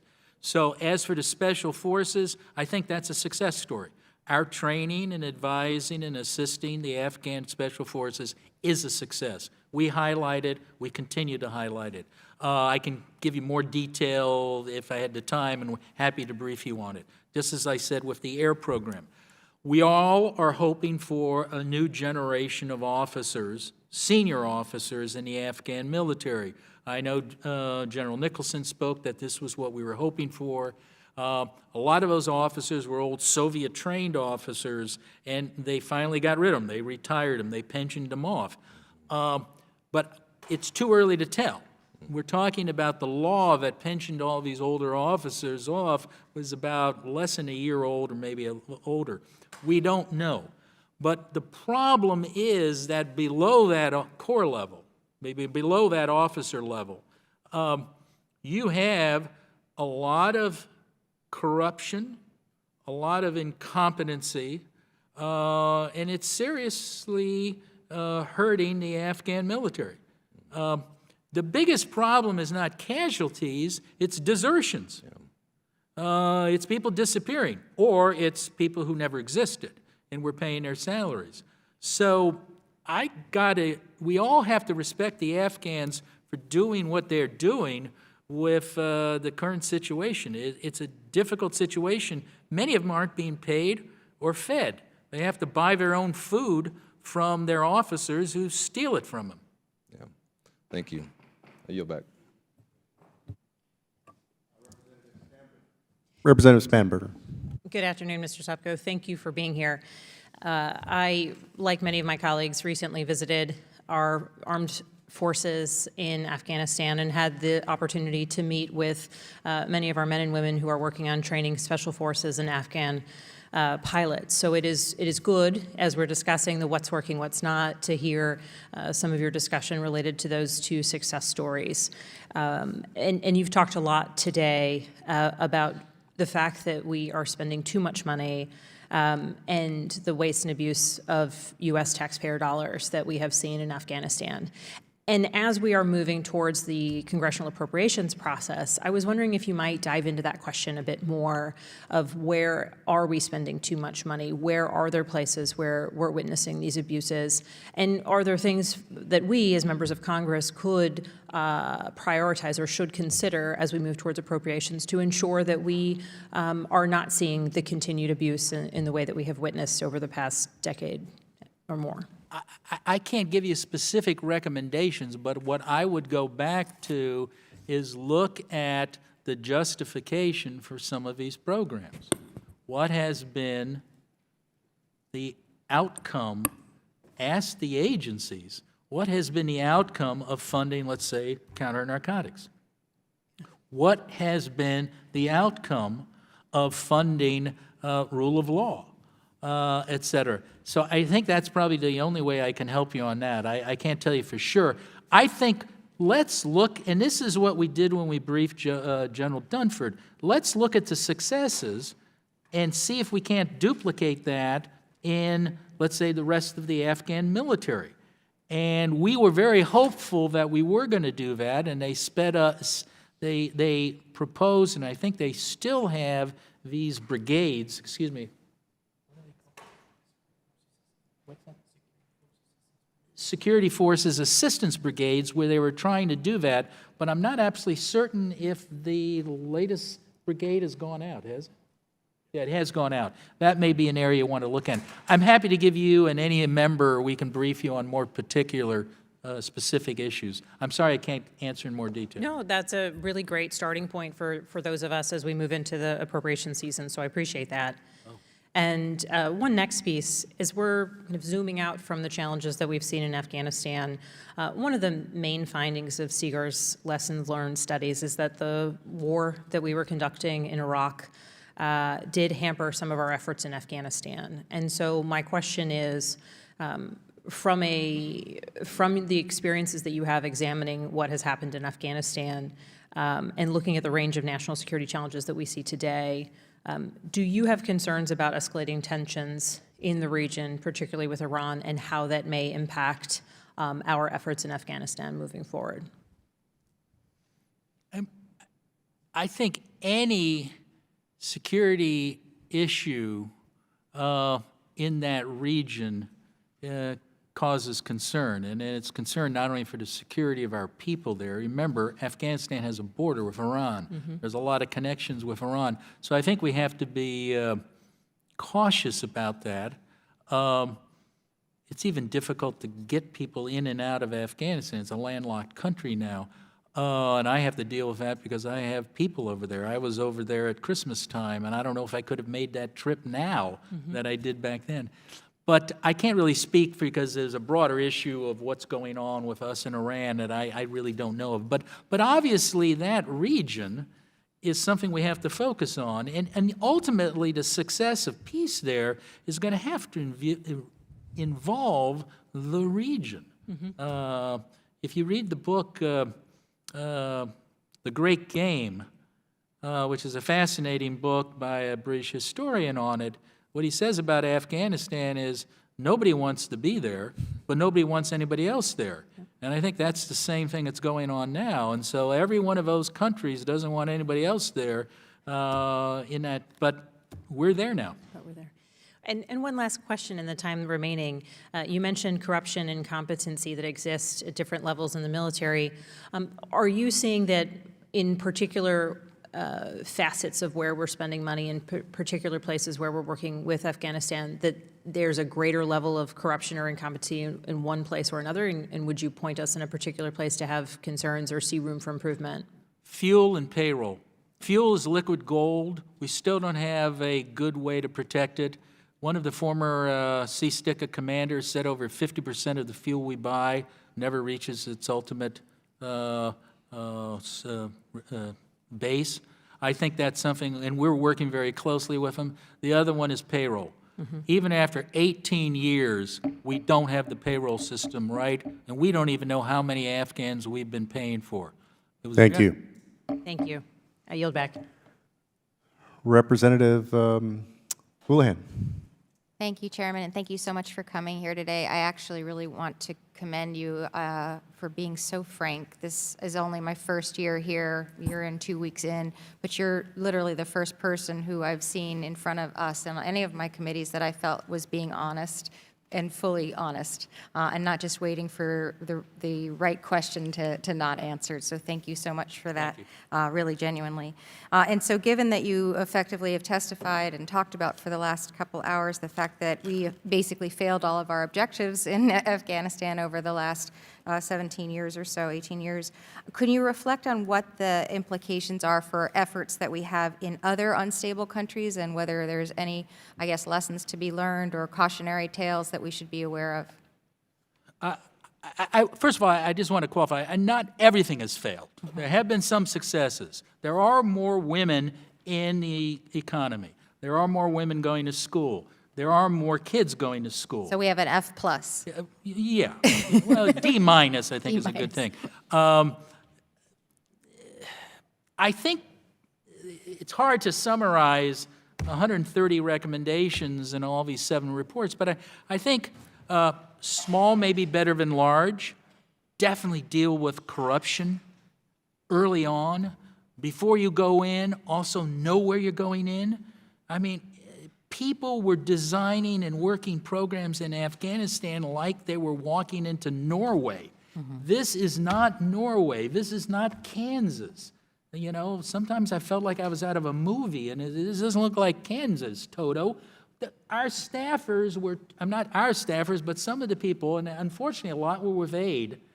It was unbelievable where they thought they were. So train our people before we send them in. They're honest people, but they just don't know where they are, and develop an understanding of that community.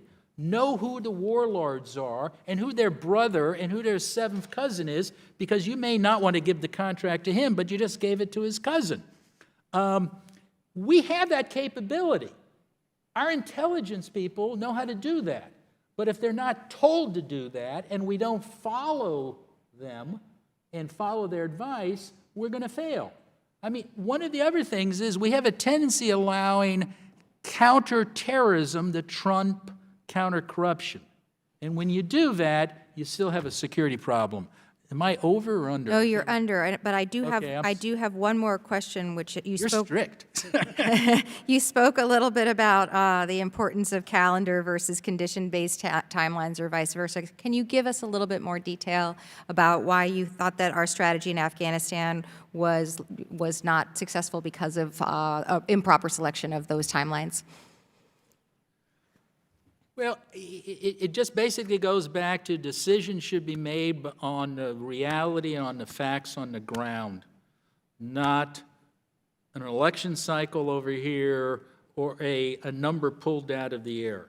How do we make a difference in that? You know, other than we are driven by calendars and we are driven by election cycles, and is there some change in funding or sources or timelines that we can be helpful with? I think it's having an educated electorate and an educated Congress to say, look, we're not going to put a timeline on it because we know it didn't work in Afghanistan or it didn't work in this other, and that won't work. I think it's being honest to ourselves that development takes a long time.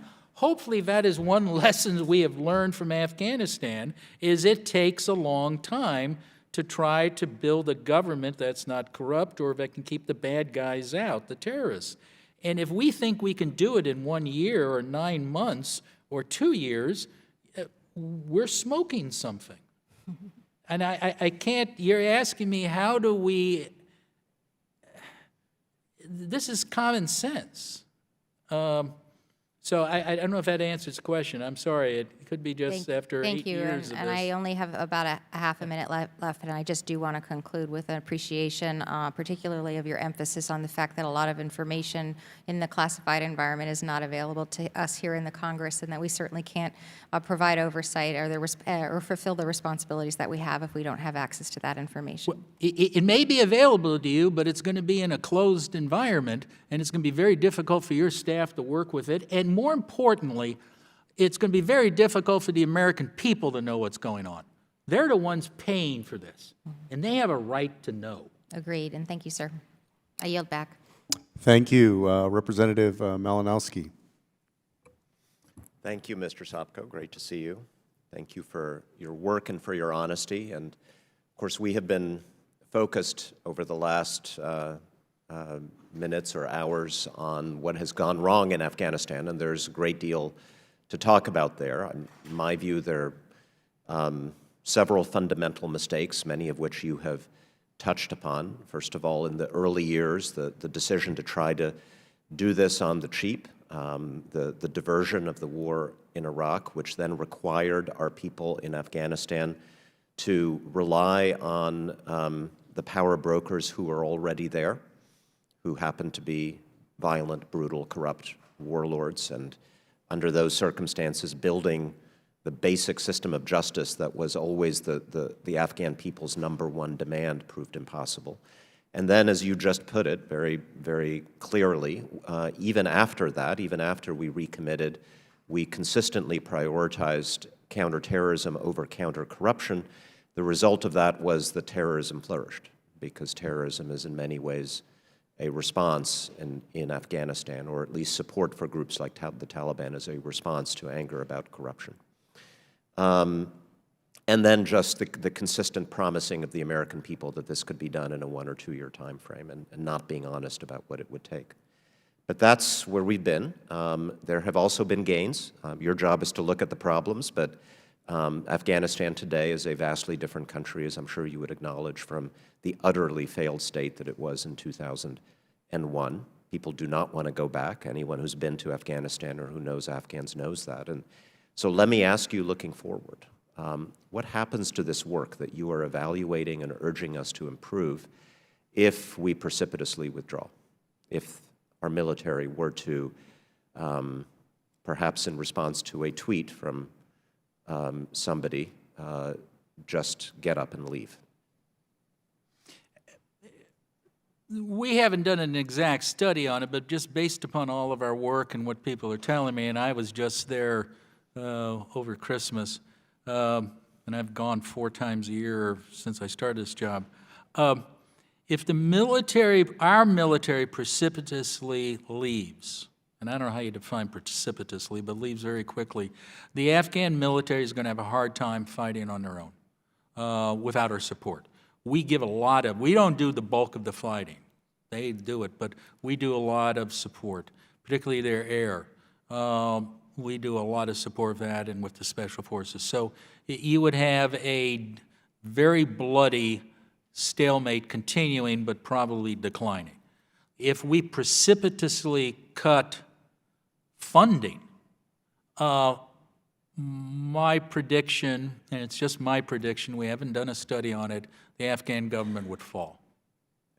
And do you see that the perception that this might happen is having an impact on choices that Afghans are making? Have we seen, for example, capital flight, people deciding, you know what, I'm just going to take my money, I'm going to sell my property, my business, move my money to another country, send my kids to another country because I don't have confidence that this support is going to continue over the long term? Again, we haven't done a study on it, but from the Afghans we've talked to, and again, I have people there who've been there for years, and we've dealt with people are moving their families out of the country. I assume money is going with it. We've seen a bit of an uptick in theft of fuel and all of that, and that's what happened the last time when we thought there was a drawdown. Everybody's stealing what they can before we leave. So that's we've seen, so that is a problem. You have any confidence that there can be a peace agreement with a power sharing with the Taliban that would enable us to continue honest, corruption-free development work in Afghanistan? You know, it would be difficult, but it's something you're hoping the Taliban also cares about. But that's the difficulty of this negotiation. The Taliban are involved in a lot of illegality, beyond killing us. They're involved in the drug trade. So what happens after that? They're involved in extortions, kidnappings, stuff like that. It's a full-service criminal organization. So, on top of being a terrorist. So I don't know how that's going to work. Yeah, well, I would conclude by saying this is obviously difficult and complicated. But I think in all these years, there's one thing that we have not tried in Afghanistan. We've tried just about everything else. But the one thing we have not tried is to simply say, we're committed, we're not leaving. And I wonder what impact it would have if we were to simply say to the Afghan people what we've said to the South Korean people, to the German people, to others, that whatever the nature of our presence, we are not just going to pack up and leave. And I think I'm out of time. But I think I'm out of time. Thank you. Thank you, Representative Titus. Oh, thank you. As I've listened and read through some of the testimony, it seems to me a couple of things also stand out in addition to that excellent summary that was just given by Mr. Malinowski. One thing, and just to use some of the jargon, instead of watering the green spots, we seem to keep rewarding bad behavior. And instead of helping those that are more secure, we keep investing in those that are insecure. And why is that the case, and how do we change that? And the second thing is our whole pattern seems to be just buying results. We'll give you some money if you'll do this. There were, I think you noted, some religious leaders who adopted some attitudes towards women if we gave them a nice financial package. Once we've established that as our pattern, how do we break it? And are there any other kinds of incentives that are non-cash that we could be using so that the commitment to the kind of things we're trying to encourage is not just short-term or superficial, but is really more ingrained? Answering your first question about this timeline almost of, this, I forget how you phrased it on... Watering the green spots instead of... a lot of that, it comes from our stabilization report when we looked at it. And this was driven by the timeline of the troop withdrawal, that our troops there wanted to try to get as much of the territory free of Taliban before they knew they were leaving.